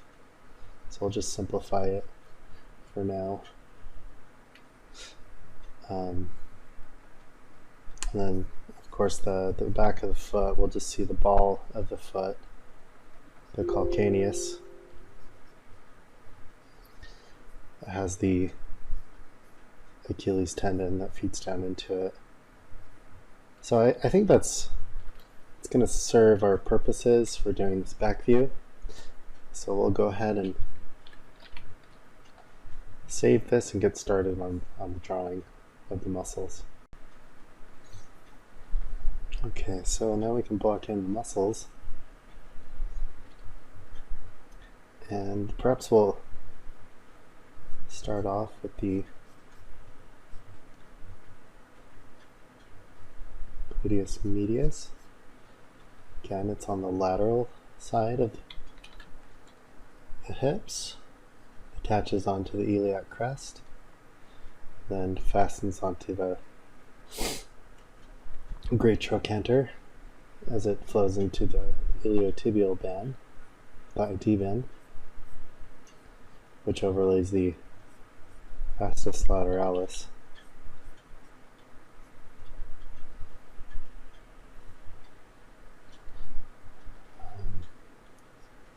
And here we have the pieces on the back. We have the sacral triangle.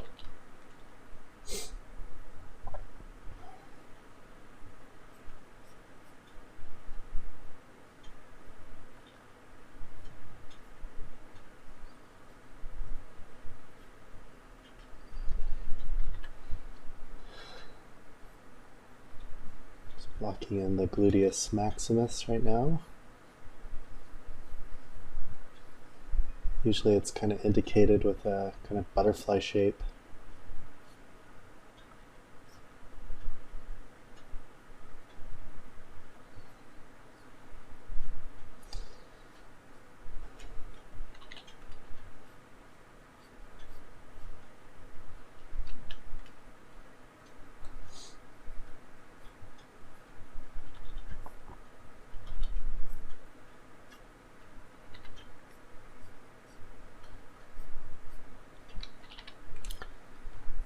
We have the bicep femoris.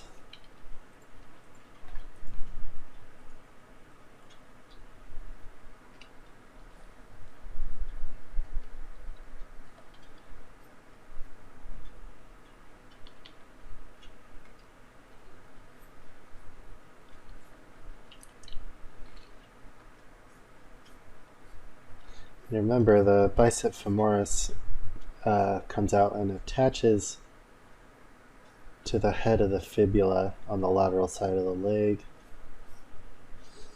And then we have, the two heads, one overlapping the other.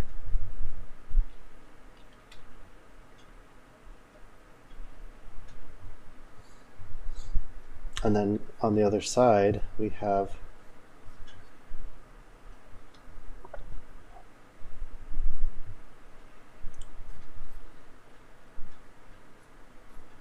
the semitendinosus and the semimembranosus.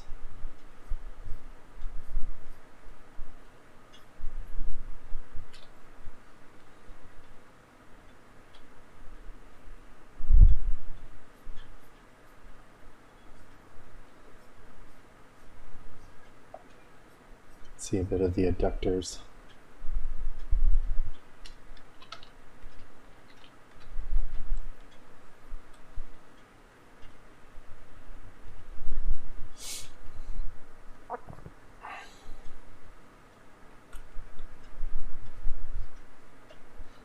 So these tendons that kind of flank the condyles of the femur and also of the top of the tibia, they almost look like tarantula fangs that are grabbing onto this area.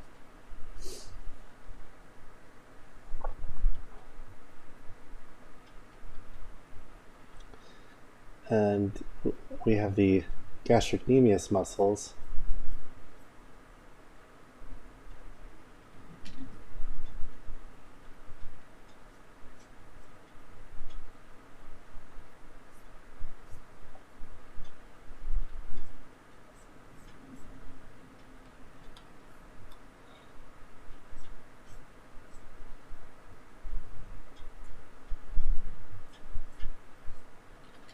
Again, they overlap those tendons of the hamstring muscles, and they connect onto the femur above the condyles of the femur. So they kind of get tucked in behind the hamstring muscles.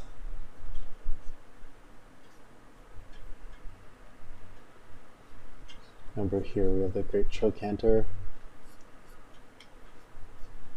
gluteus medius, gluteus maximus.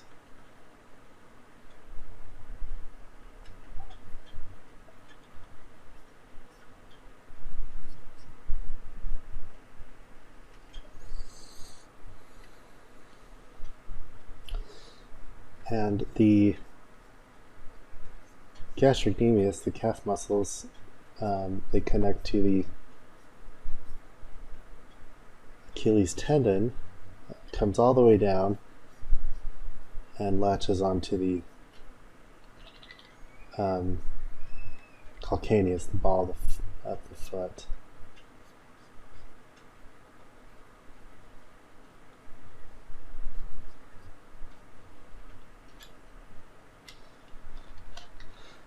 All right, let's save it real quick.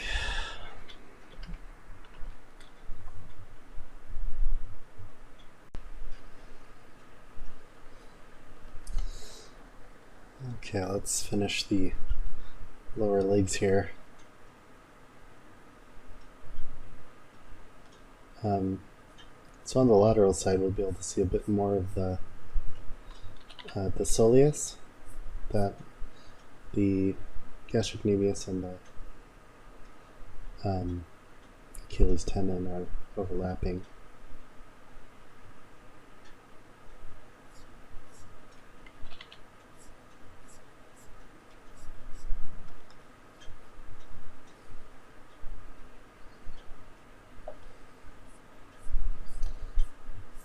See a bit of it on that side, on the medial side as well.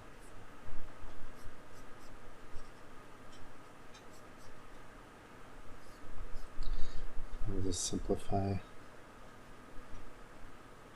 the foot there.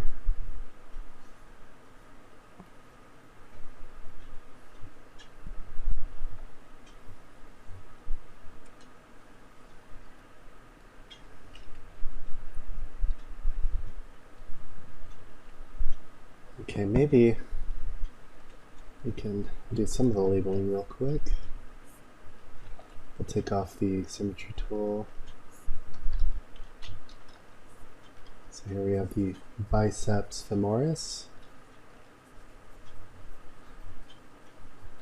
I know it's a bit confusing that this back muscle of the hamstrings also called the femoris, but remember its function, the hamstring's function is similar to the biceps. It helps your legs to curl. So bicep femoris, that's how I remember it.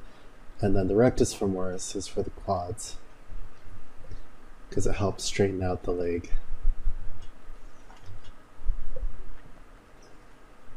And here we have the semitendinosus.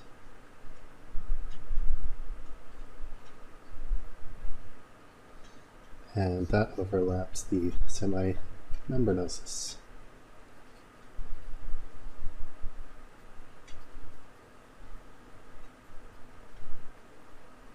And we'll color code these. And the gluteus maximus.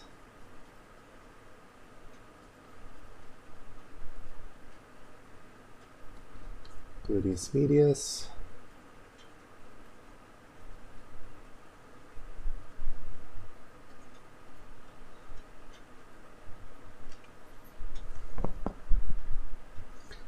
Gastrocnemius.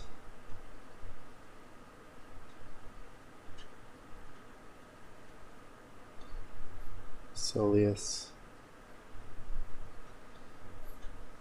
Achilles tendon.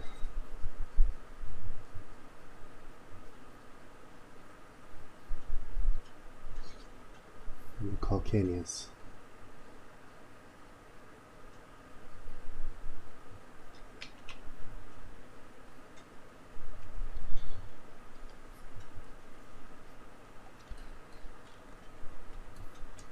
And then we're just getting a little bit of the adductors. Let's just pull that over to the side.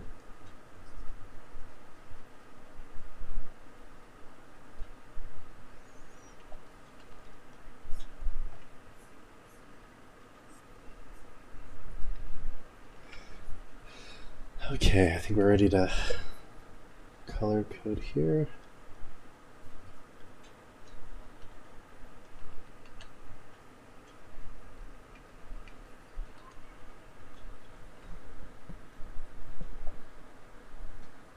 Multiply layer.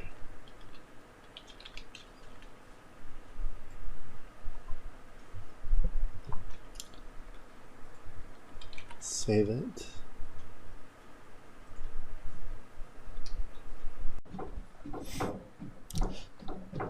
Okay, so again, we're going to try to stay consistent with the colors here. The gastrocnemius we have is this turquoise color.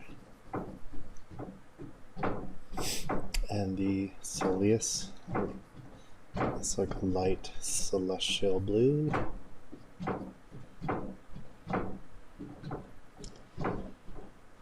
Gluteus medius.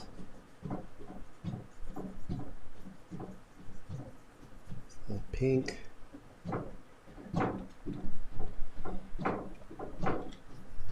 Gluteus maximus. Have this gold color. Iliotibial band, which again overlaps most of the vastus externus to the same line color. Again, we'll probably see a little bit of the vastus lateralis.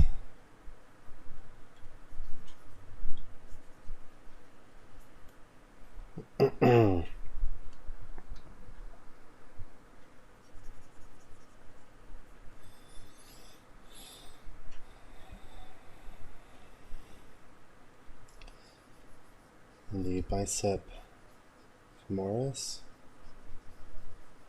again be that blue, and the semi-tendinosus, do this peach color, and for the semi-membranosus let's do this pink color.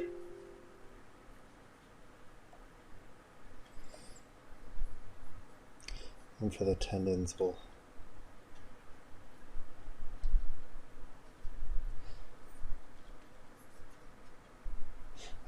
looks like the the Achilles tendon, we did this peach color as well.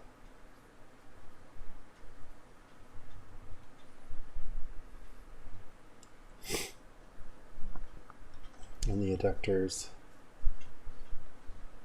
also peach. Okay, so there we have it. We have the front profile and back view more or less fleshed out.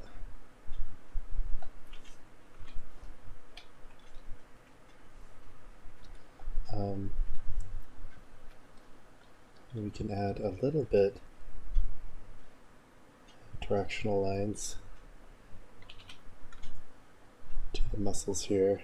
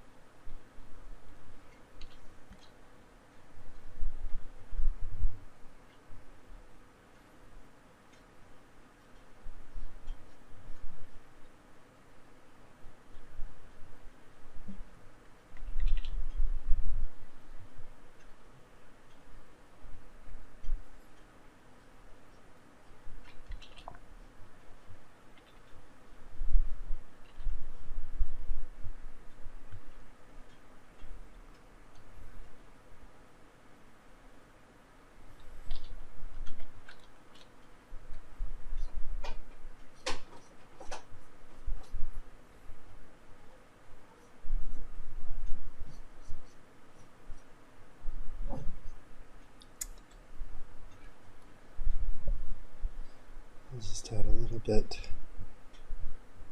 of those directional lines on the calves.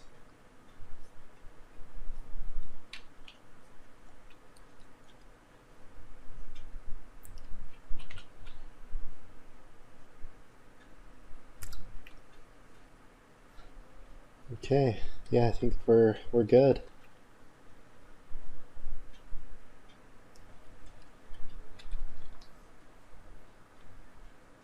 So there we have all of the muscles and bones covered. I think we're ready to move on to a series of gestures, and then we'll do like one rendered gesture of the legs, just to show you how I approach painting the planes and handling the shading and lighting. I know this first section took forever, and it probably seems tedious and a bit mundane, but honestly, like doing these exercises and studying the anatomy and doing it over and over and over again, that repetition, that's really going to do a lot to inform your personal work, and especially your figurative work. You'll find that you'll improve leaps and bounds if you do this. Um, it makes a huge difference when you understand more or less what it is you're looking at and analyzing when you're doing your figure drawing and gesture drawing. So I hope you found this helpful, and like I said, in the next section we're going to apply this knowledge to gesture and a painting. So let's move on to the next section.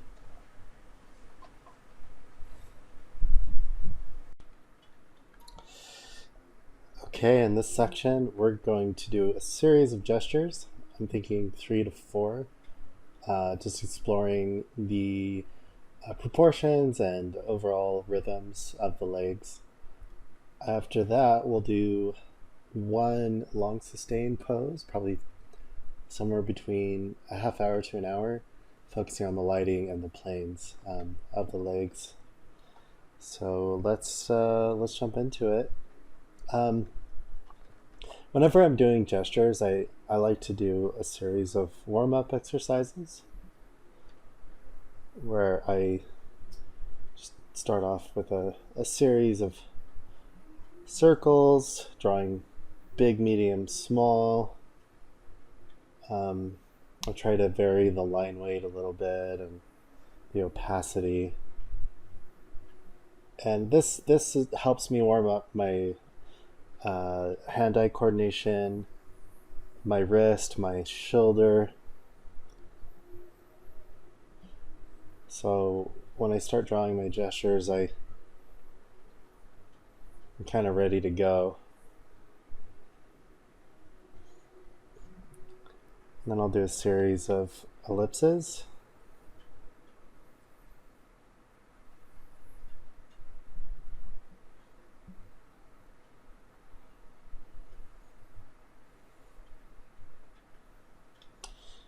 And maybe a series of triangles.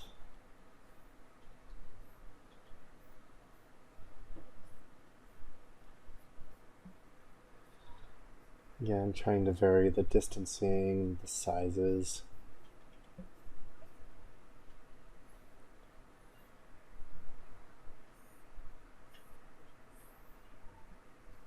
And you'll see, if you follow my social media, especially my Instagram, you'll see a lot of my daily posts that I do. That you'll find that in the empty spaces in between the figures I draw and the characters I draw, I'll have some of these lines and shapes in those spaces. And really, that's just me warming up and practicing these kind of fundamental shapes and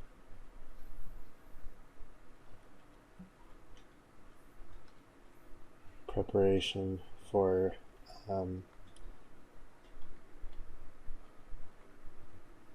those gesture drawings. Anyway, I just wanted to share that with you. And just so you know, I'm using my soft sketch brush, which I will include in this tutorial. And I'm also thinking of releasing a new set of my brushes soon, and that'll include more of the sketch brushes that I like, and even more of the ones I use for painting and rendering. So that'll probably be coming out in the next week or so. Okay, I think we're ready to go here.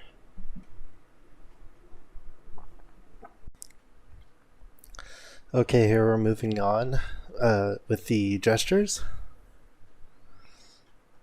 And as always, we'll start off with a soft line. And remember, with the gestures, we're focusing mostly on just finding those main primary rhythms and directions.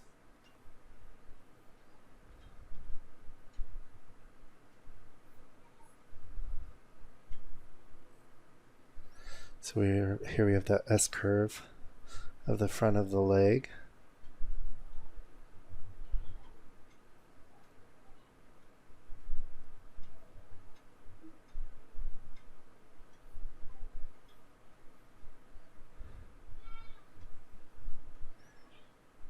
Just a simple oval for the mass of the calves.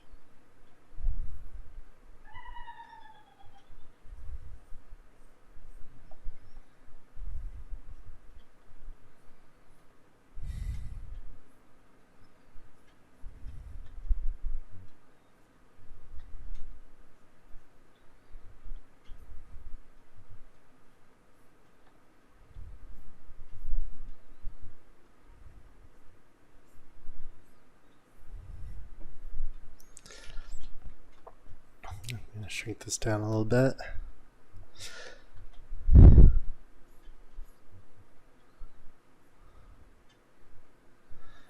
So here we see the tensor fascia lata, and we can easily see the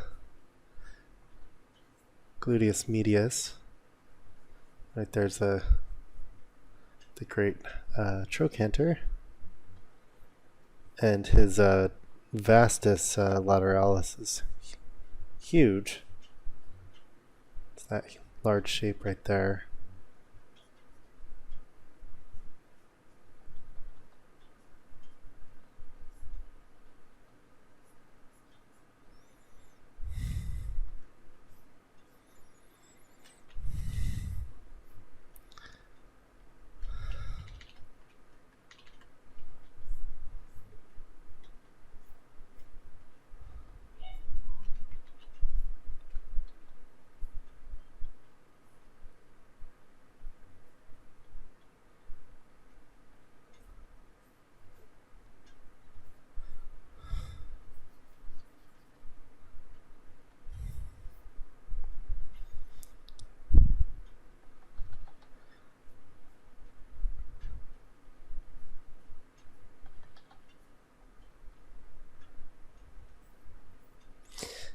See where the iliotibial band comes down and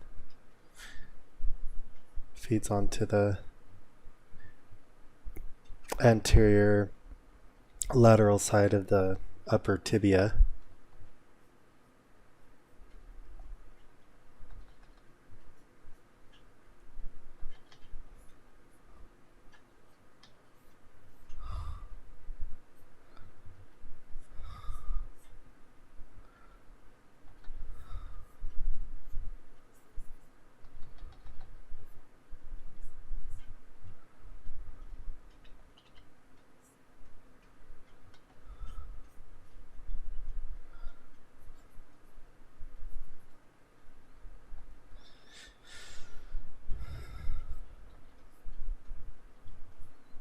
Here we're blocking in the hamstrings.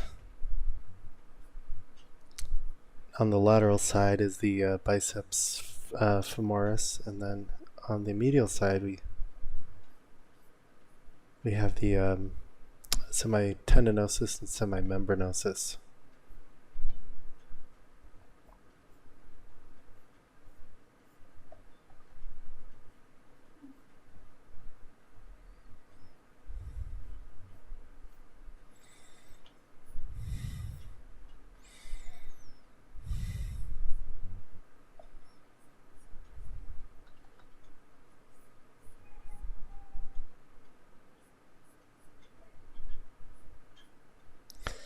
Here I'm blocking out the gastrocnemius.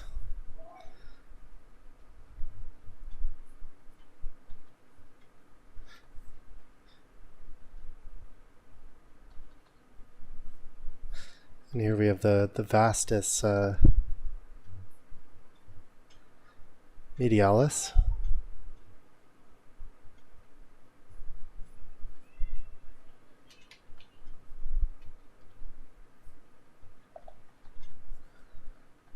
I'm going to go ahead and kind of block in that cast shadow.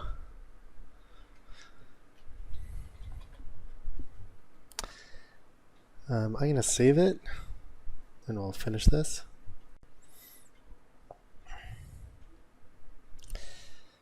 We'll go back to the screen right leg. We'll block in this calf muscle. Note there's that nice cross contour where it shows the calf feeding in between the tendons of the hamstring muscles. Also, we have another cross contour here of the vastus lateralis overlapping the knee.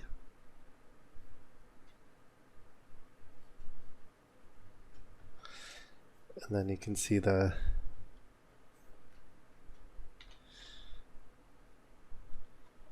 extensors and the peroneals kind of overlapping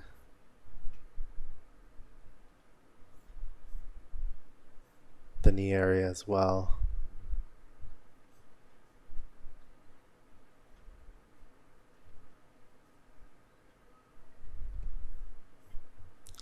You can see a bit of the striation of the soleus muscle, and then the gastrocnemius feeding into the Achilles tendon, then latching onto the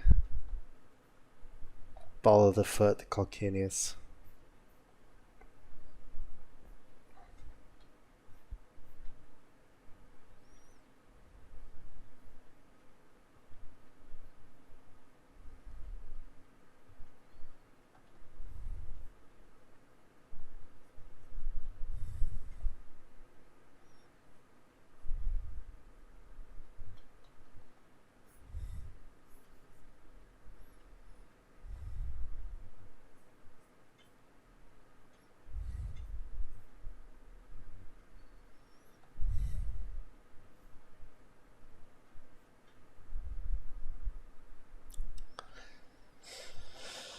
Alright, let's move back to the left leg.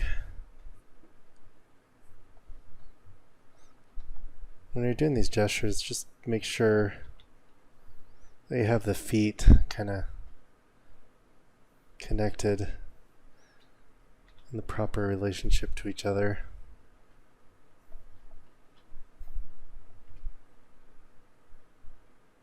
Again, we can see the striation of the soleus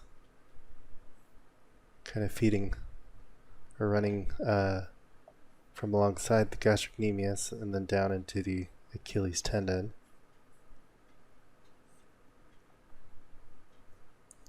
Then down into the calcaneus again.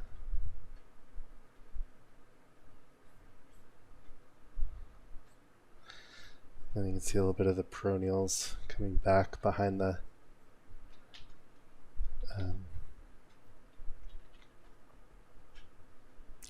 medial ankle bone formed by the tibia.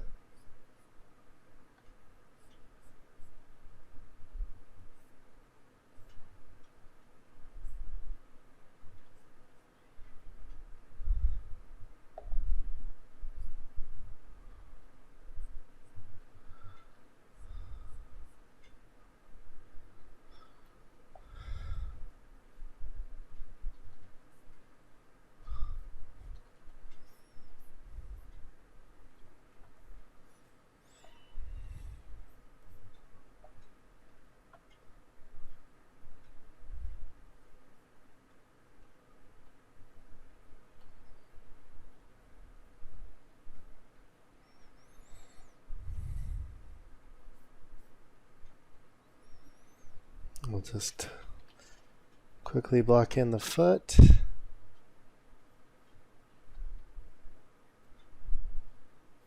Get the arch of the medial side of the foot.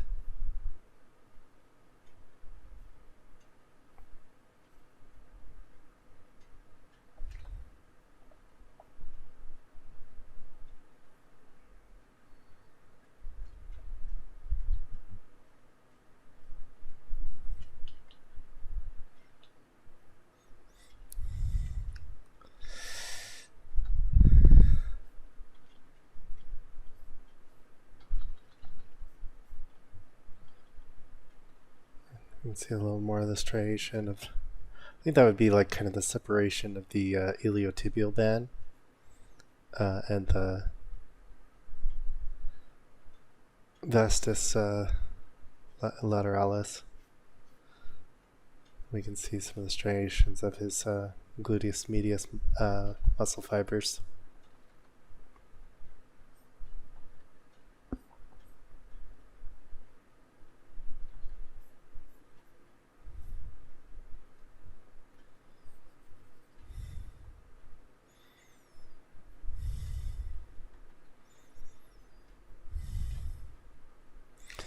And here we have the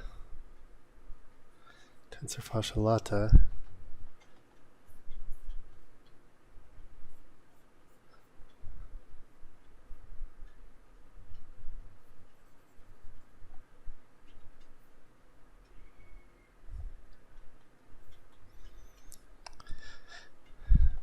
All right, let's label some of these areas. So vastus medialis, because it's on the inside of the leg.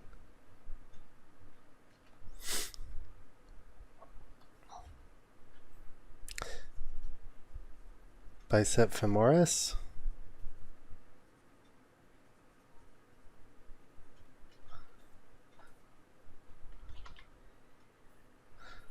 Vastus lateralis on the outside.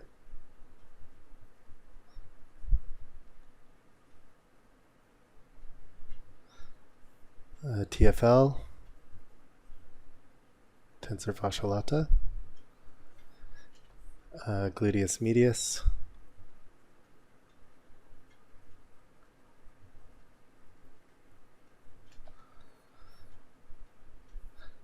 The gluteus maximus.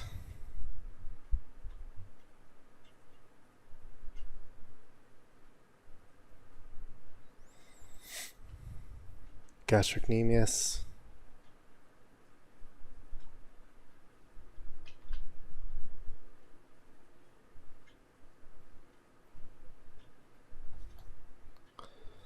Soleus.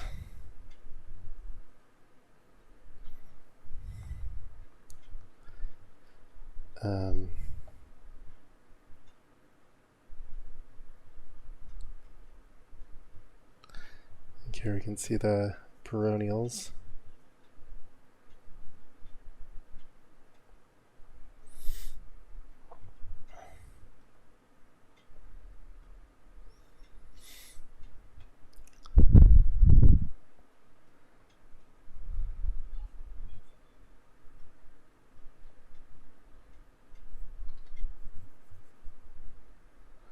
I'll just add a little bit of value.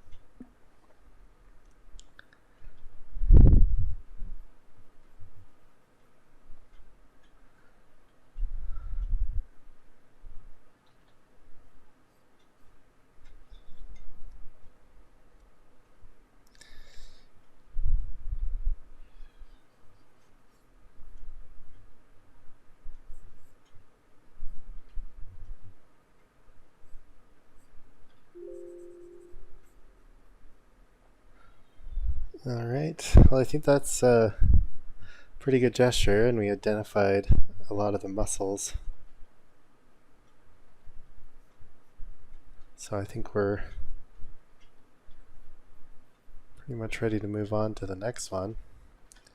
I might just throw in a few more lines in there.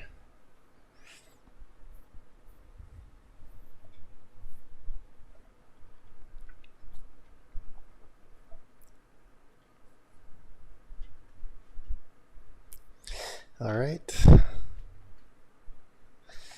Oh, let's point out that this is the fibula.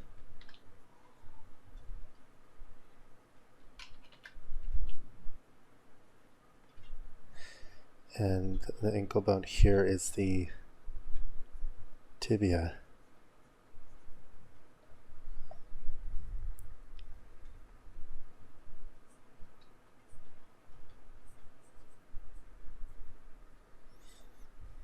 All right, there we go.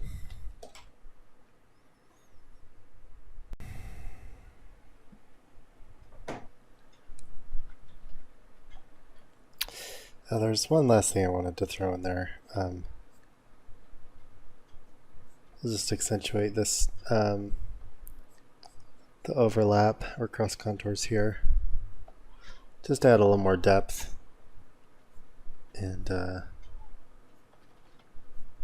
kind of punch the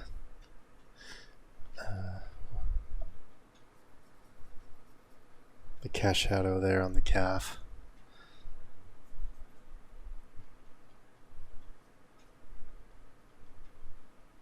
All right. Now I think we're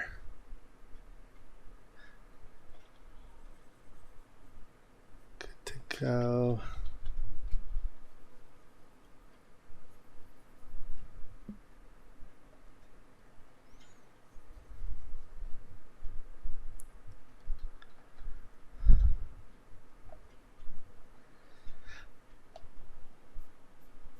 Oh, right. We do want to point out that this bicep femoris comes and attaches onto the head of the fibula.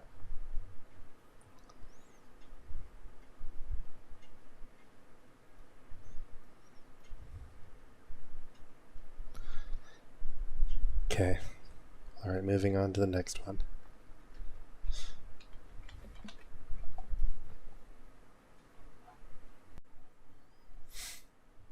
Just a couple more things that I wanted to point out before we move on to the next one. Right here is the great trochanter.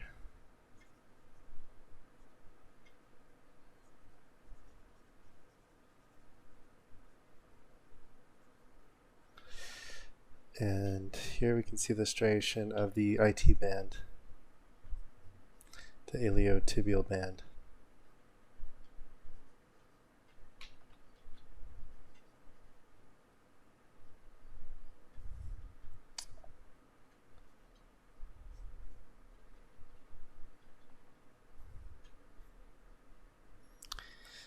All right. Okay, moving on to the next one.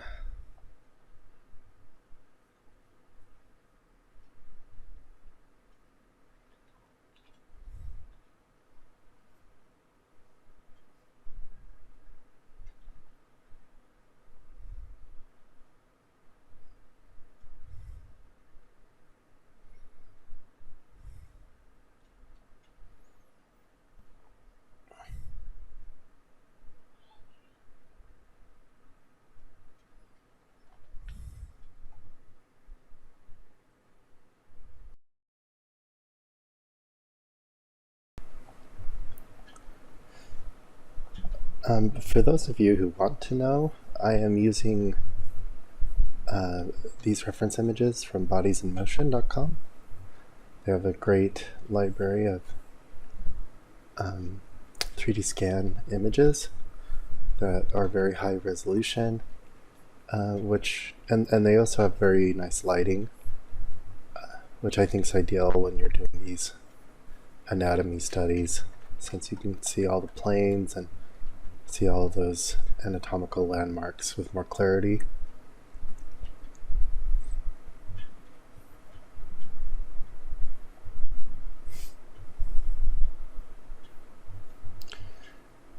With these standing poses, where the legs are more or less straight, I mean, this is a contrapposto pose, meaning the weight is shifted off to one side of the pelvis.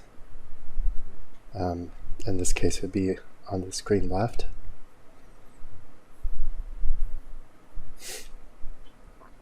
But when the legs are straight like this, I generally start the gesture off with really soft tapering shapes, just to get me in the ballpark of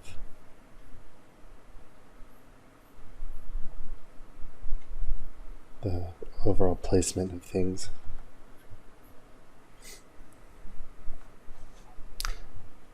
I'm going to duplicate this layer.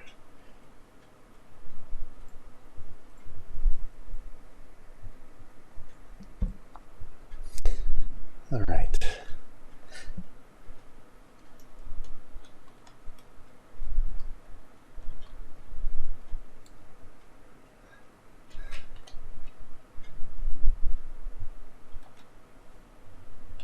So yeah, I think this is a pretty good starting point for this type of gesture. Kind of gives you a wireframe off of which to build the anatomy.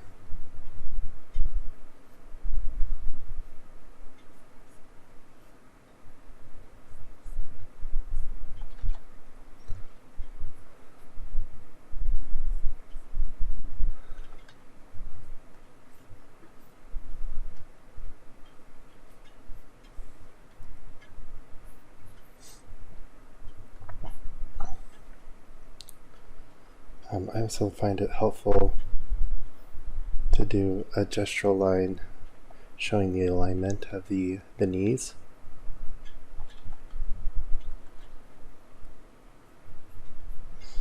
That way I just have a nice guide throughout the gesture showing me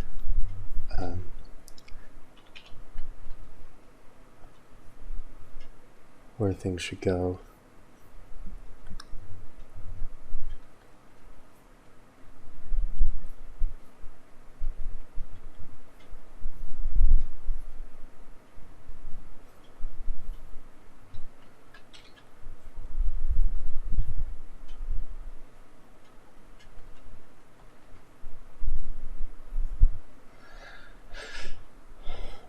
So here I was kind of getting that S-curve that we were talking about earlier that originates at the ASIS, the anterior portion of the iliac crest. Again, that's where the sartorius and the tensor fasciae lata originate.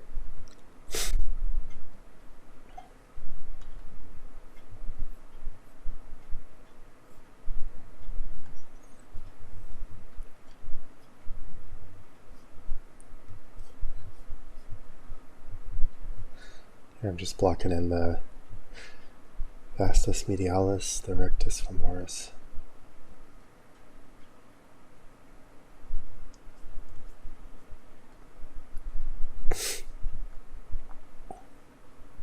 Here I can see the patella.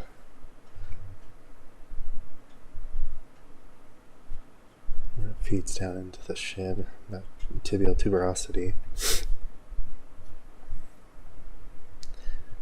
So I'm still just kind of keeping things soft so I can come in later with my more committal lines. Let's save this real quick.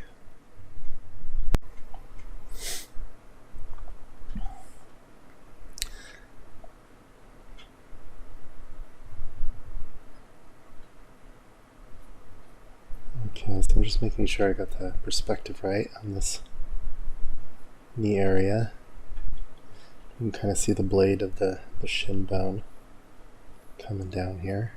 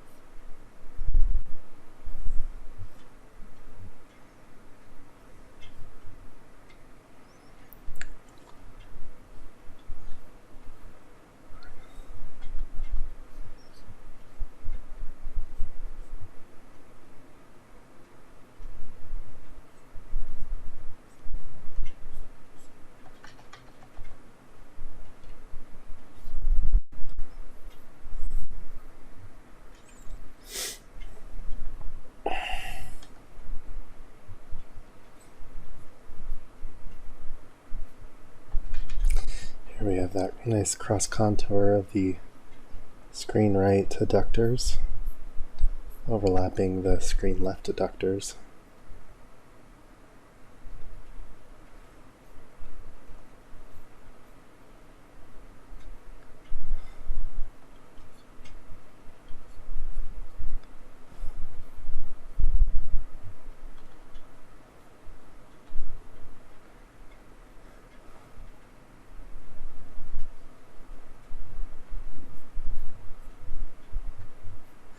Here we can see kind of the bottom of the vastus medialis on the screen left leg. We know that sartorius is cutting and separating the adductors from the quads there. So again, we kind of have that S curve there and there.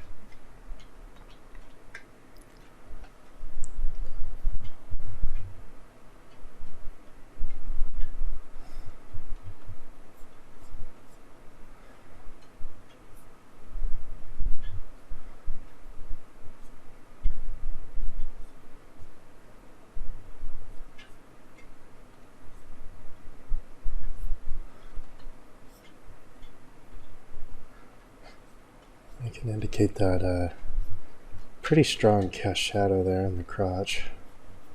I'll just fill that in.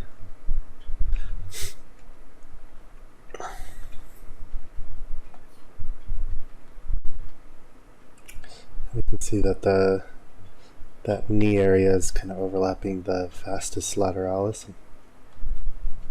So we'll get that cross contour and let's flesh out this knee area real quick. And get that core shadow there.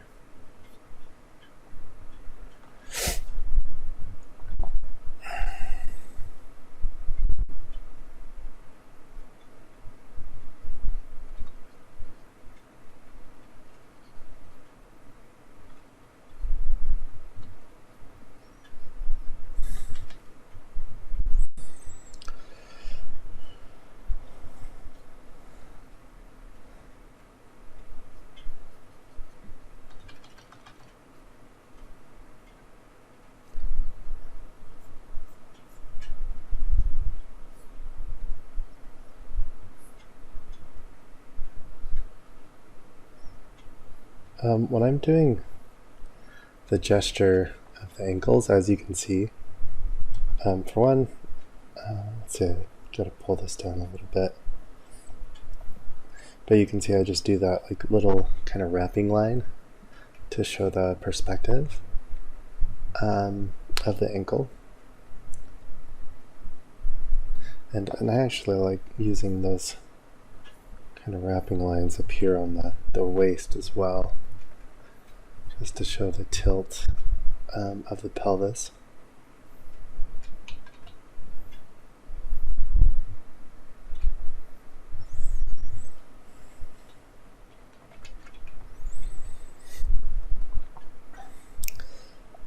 Okay, now we can get the gesture of the gastrocnemius in there. You can vaguely see that soleus overlapping the gastrocnemius there, and then feeding down into the Achilles tendon there.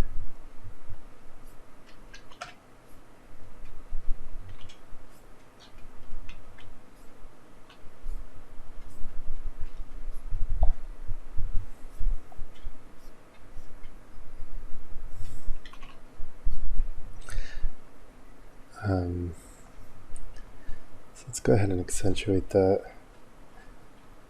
protrusion of the base of the tibia. Remember, it's the tibia that forms the ankle bone on the medial side of the foot. So I'll just kind of block that in.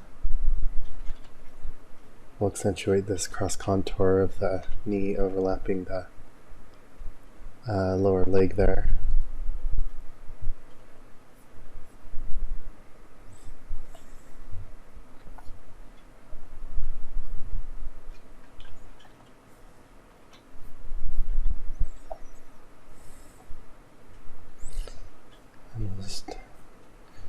quickly block in the foot. Notice how much of an arch there is on the medial side of the foot.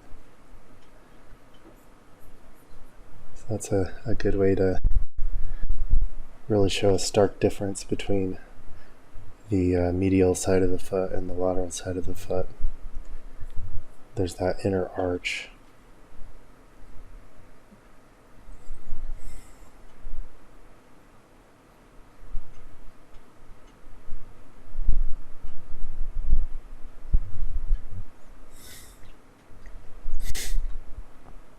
I'm just going to rough in the toes.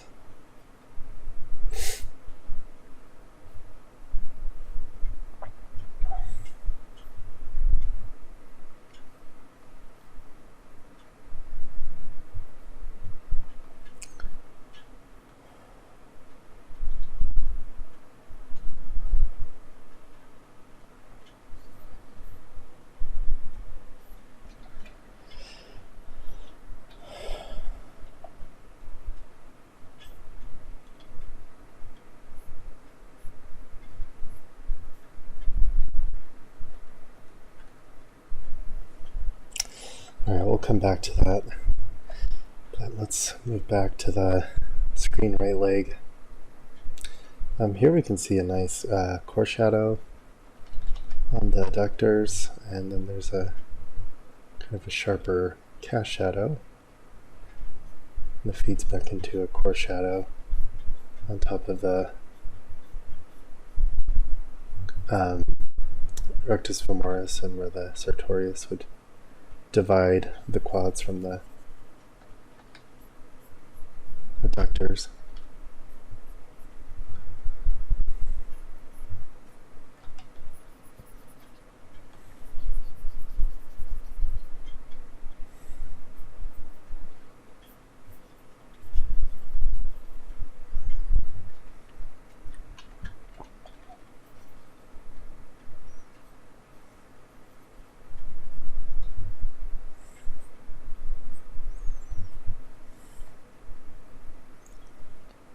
Let's get the navel in there.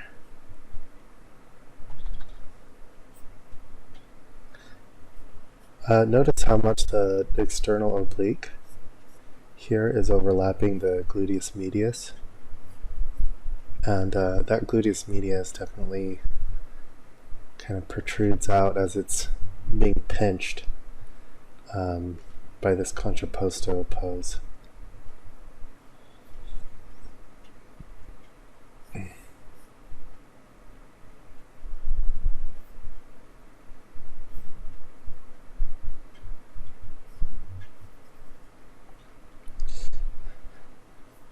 We'll go back to rectus femoris.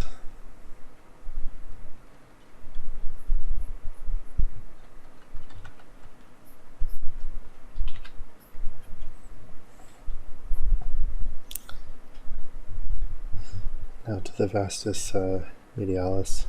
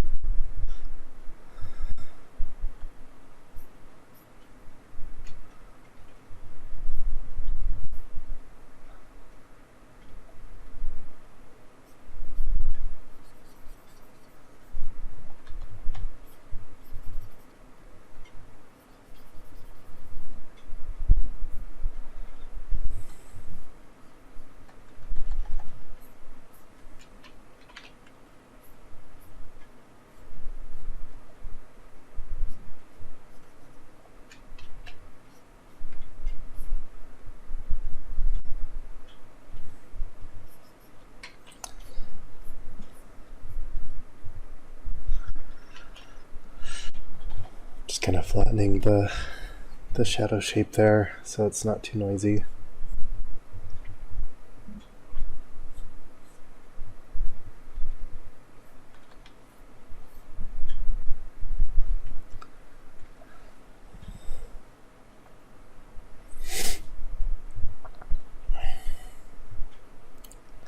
So I also like to line these little pinch areas of the medial side of the leg by the knee.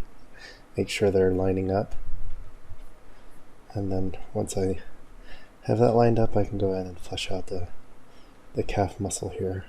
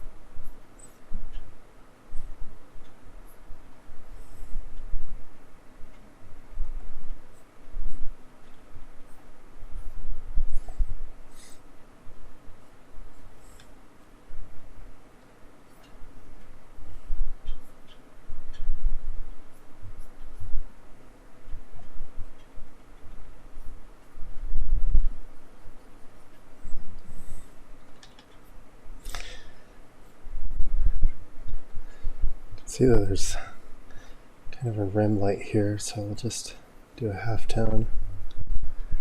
I'm feeling maybe a bit lighter. There we go.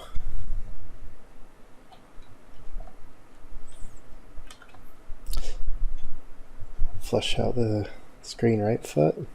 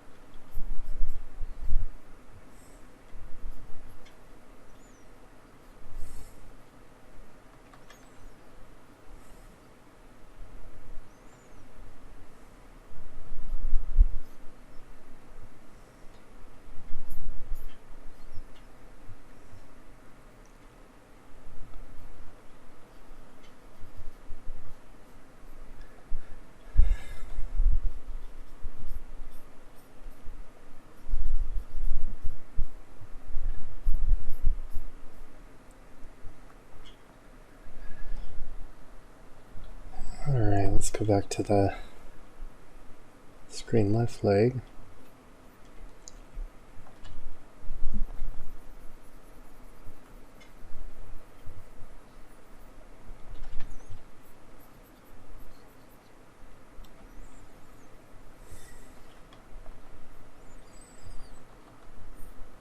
And again, let's make sure those feet are in the proper perspective in relation to each other.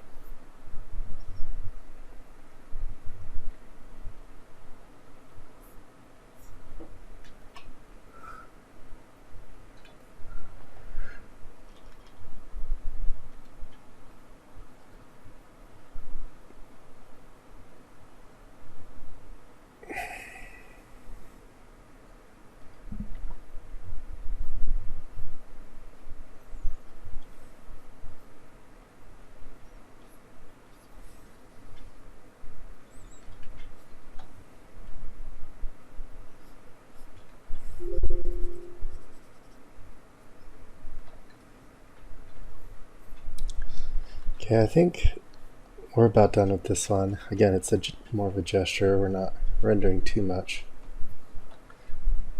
So let's do some labeling here, and then we'll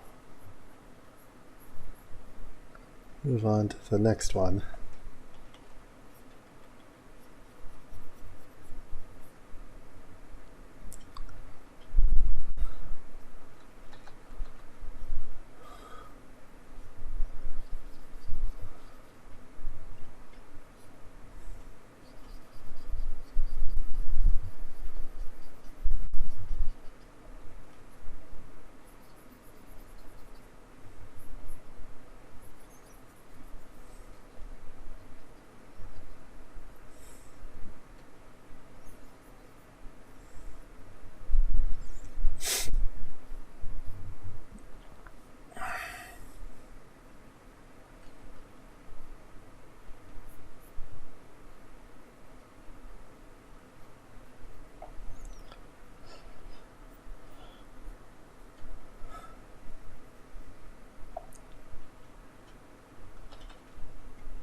Let's just get that rim light back in there.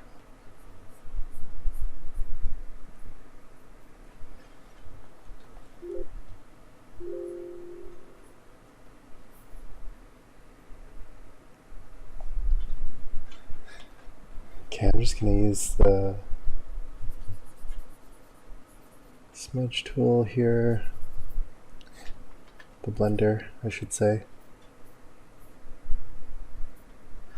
Again, we're just flattening some of the shadow areas so they're not too noisy.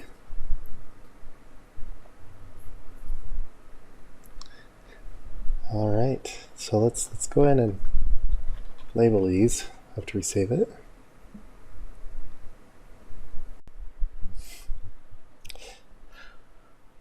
Okay, before we label this, let's just clean up this separation here.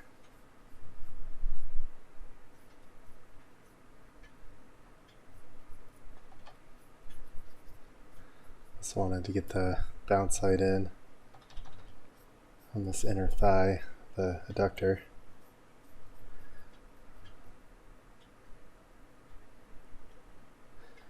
There's a bit of that bounce light too down here. A little bit of that on the knee and the vastus medialis. Okay, so we could keep going, but let's label the muscles here, and then we'll move on to the next pose.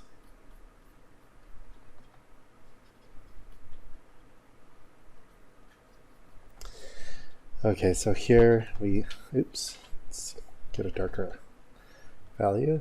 Here we have the vastus, it's the rectus femoris.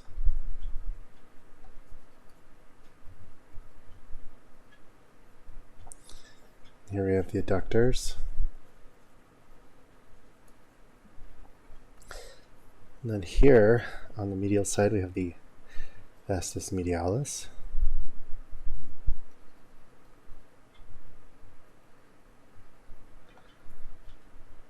Gluteus medius.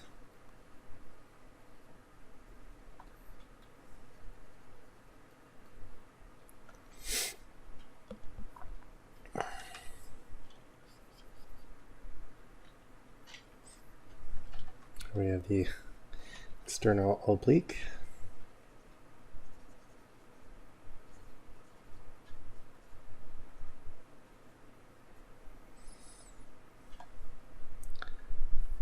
The sartorius.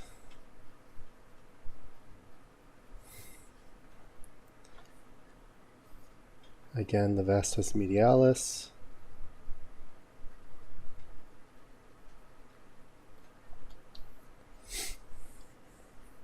Gastrocnemius.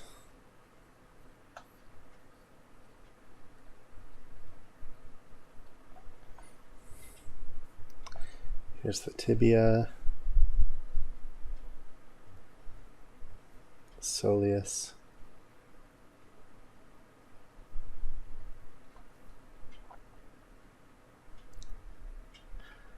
And I think that's good. We'll move on to the next one. I think maybe one or two more, and then we'll wrap up this tutorial.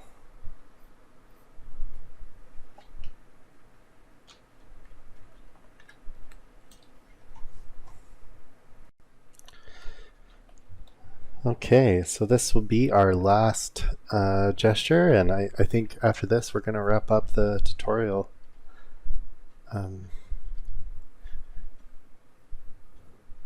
So again, we're going to kind of approach this the same way, going in with our soft, lighter line first for our lay-in.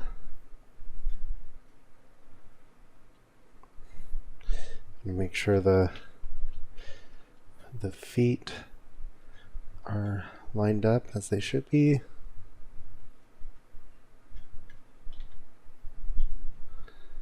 And I'll just do a soft tapering shape there. And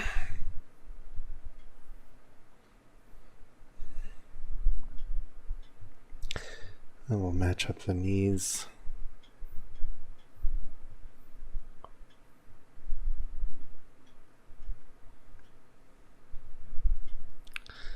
And then make sure we got the tilt of the pelvis. It is angled down a bit.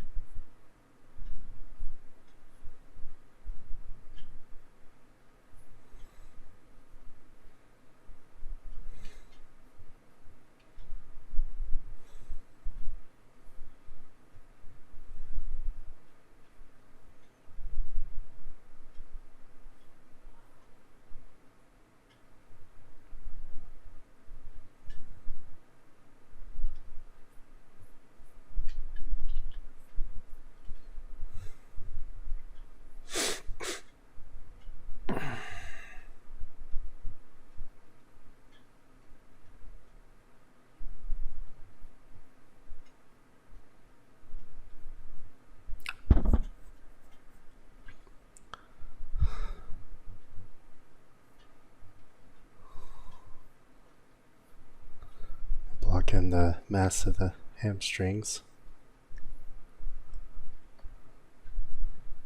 And then the mass of the gastrocnemius, the calves.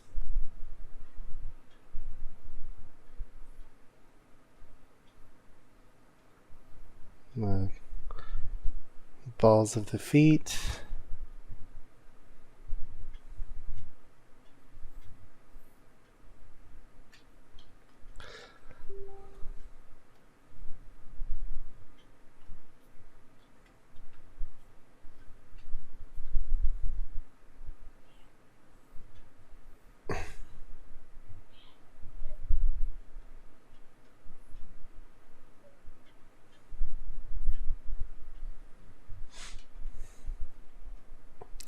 Yeah, I think that's a pretty good foundation. We'll save this real quick.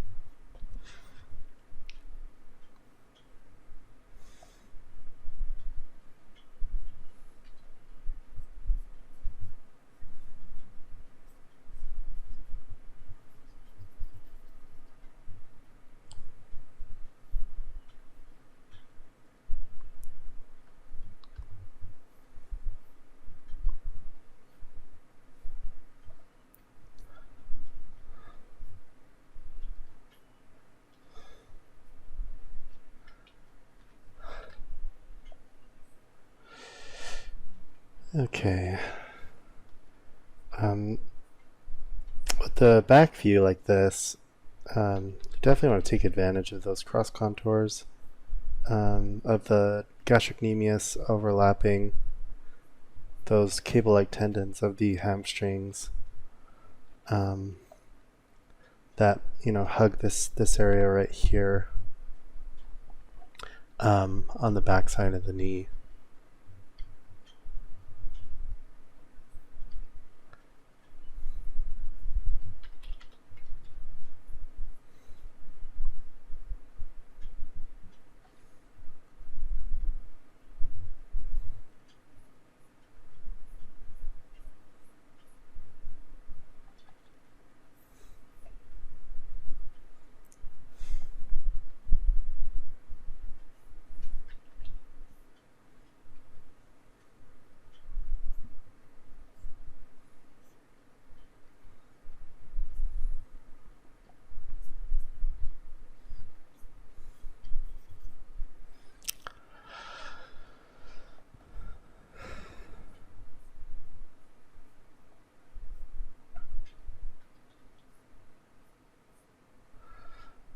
And here we can clearly see the soleus and the Achilles tendon.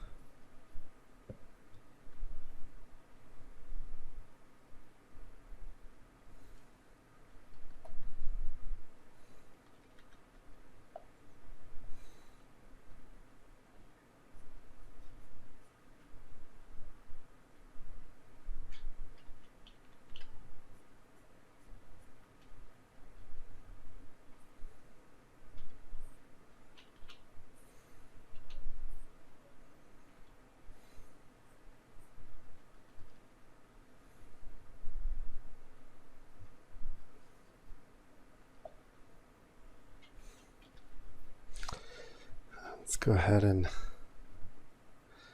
block in the foot here.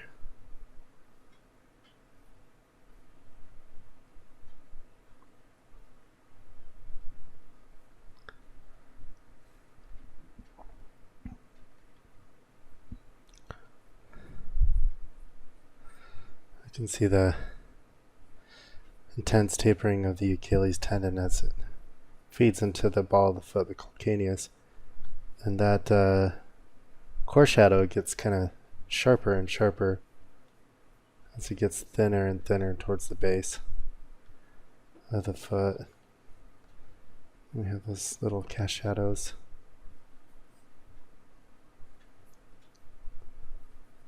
Then remember this little bulge right here would be the peroneal,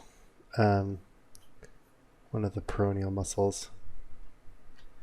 And remember the peroneals, they latch on to the head of the fibula on the lateral side of the leg.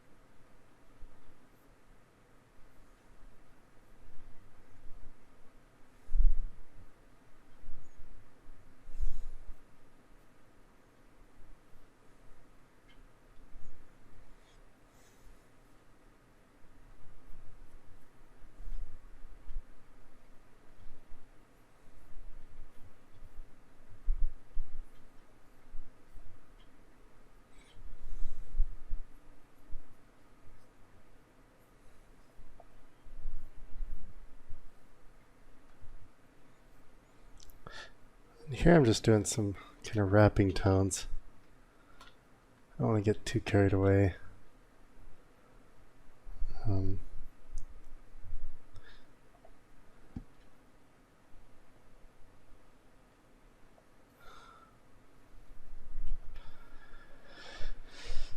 Let's see. Work on the left leg now.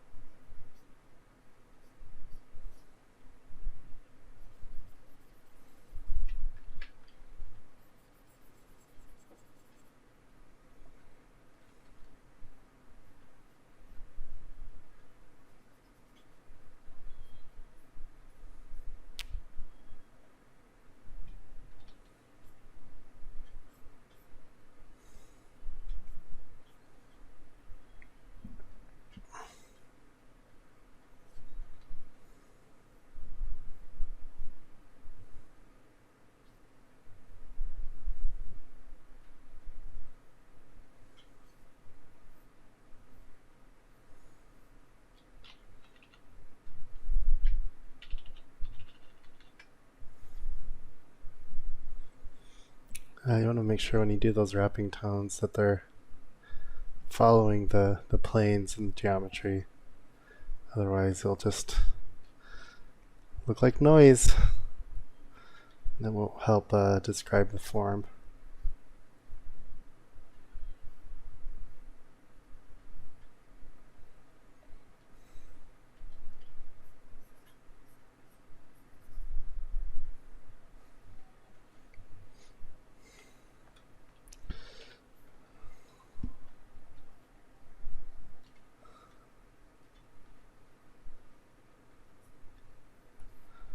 Okay, here we have the gluteus maximus overlapping the vastus lateralis.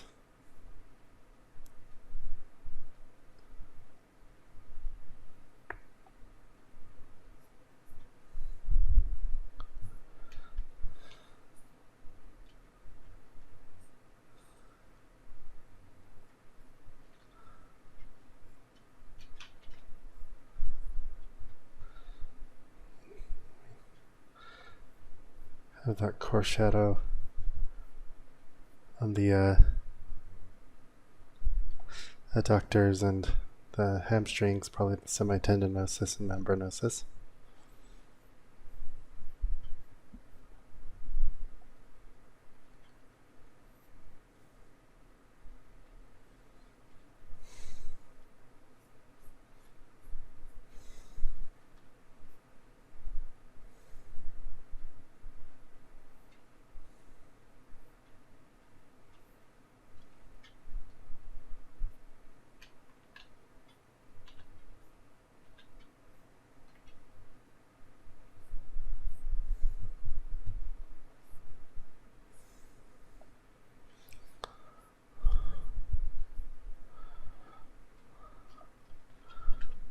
Let's save this real quick.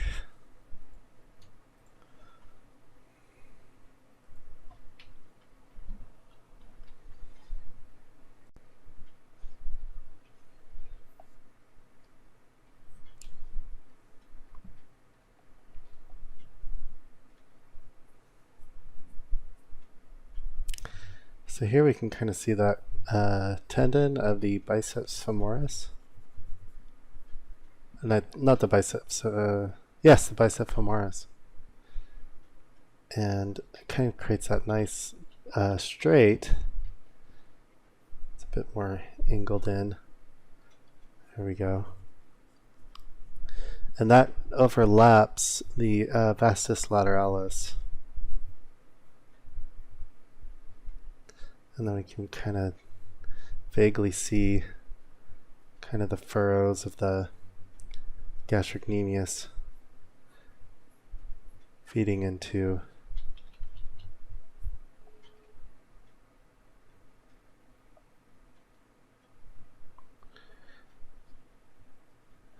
the back of the leg there.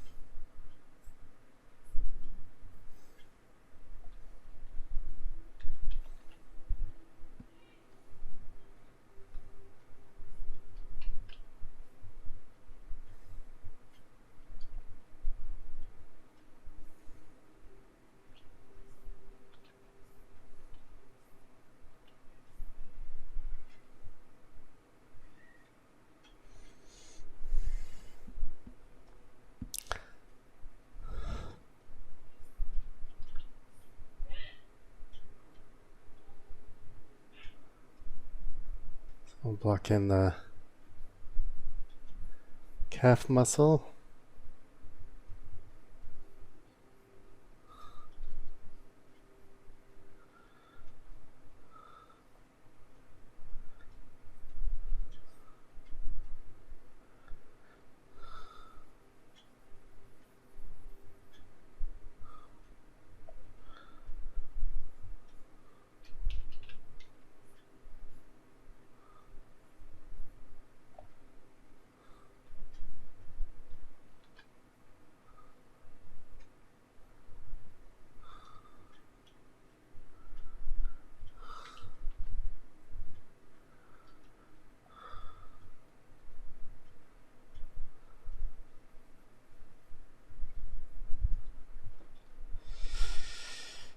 Again,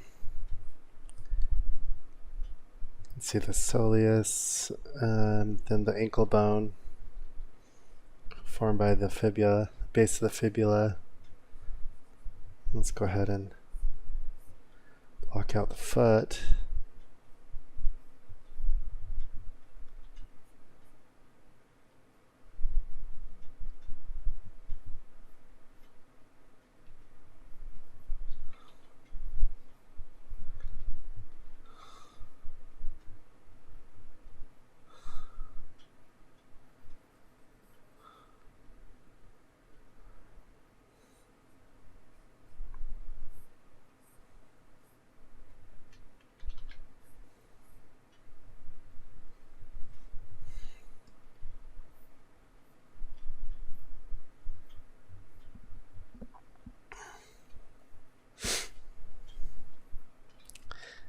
Once we finish this foot, we'll label this and we'll call it a wrap for this tutorial.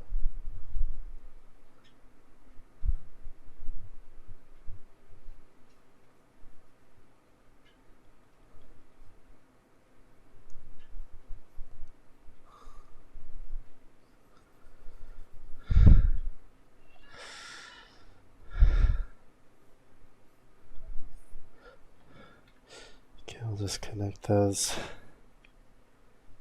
feet. I just like to do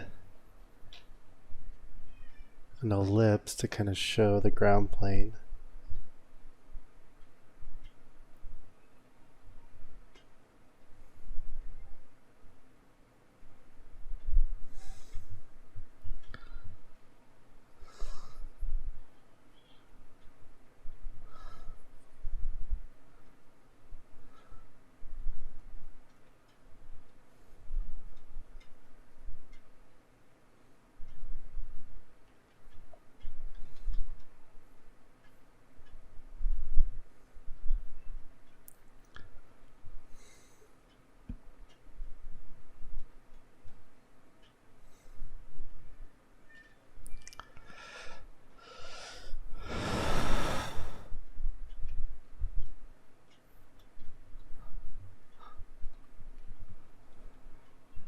Let's accentuate that cross contour right there, just to get a little more depth. Also the glutes.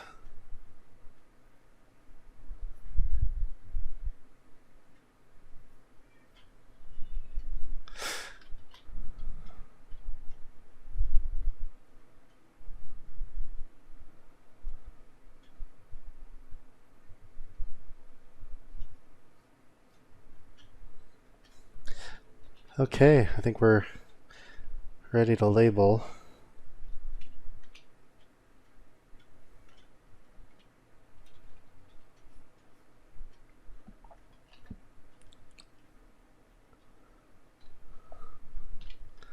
I'll save it.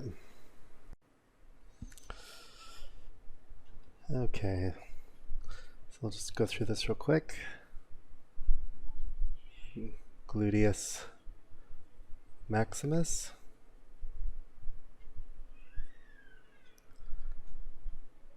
We have the biceps femoris.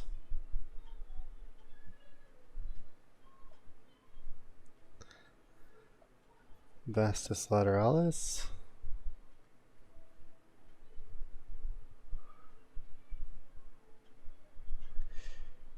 gastrocnemius,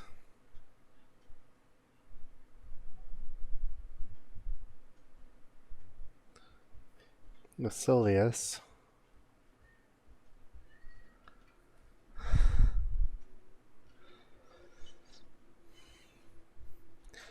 peroneals,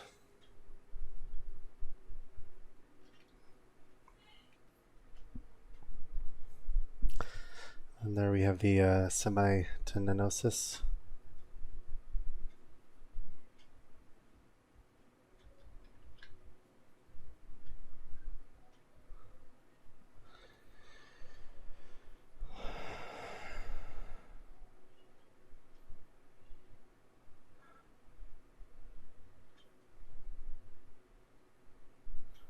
Here we have the sacral triangle.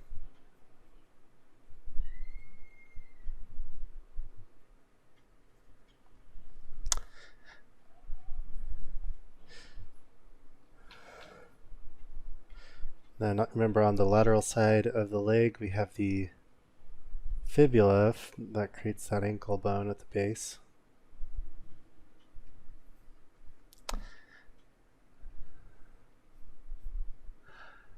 Alright, well, I think that's it.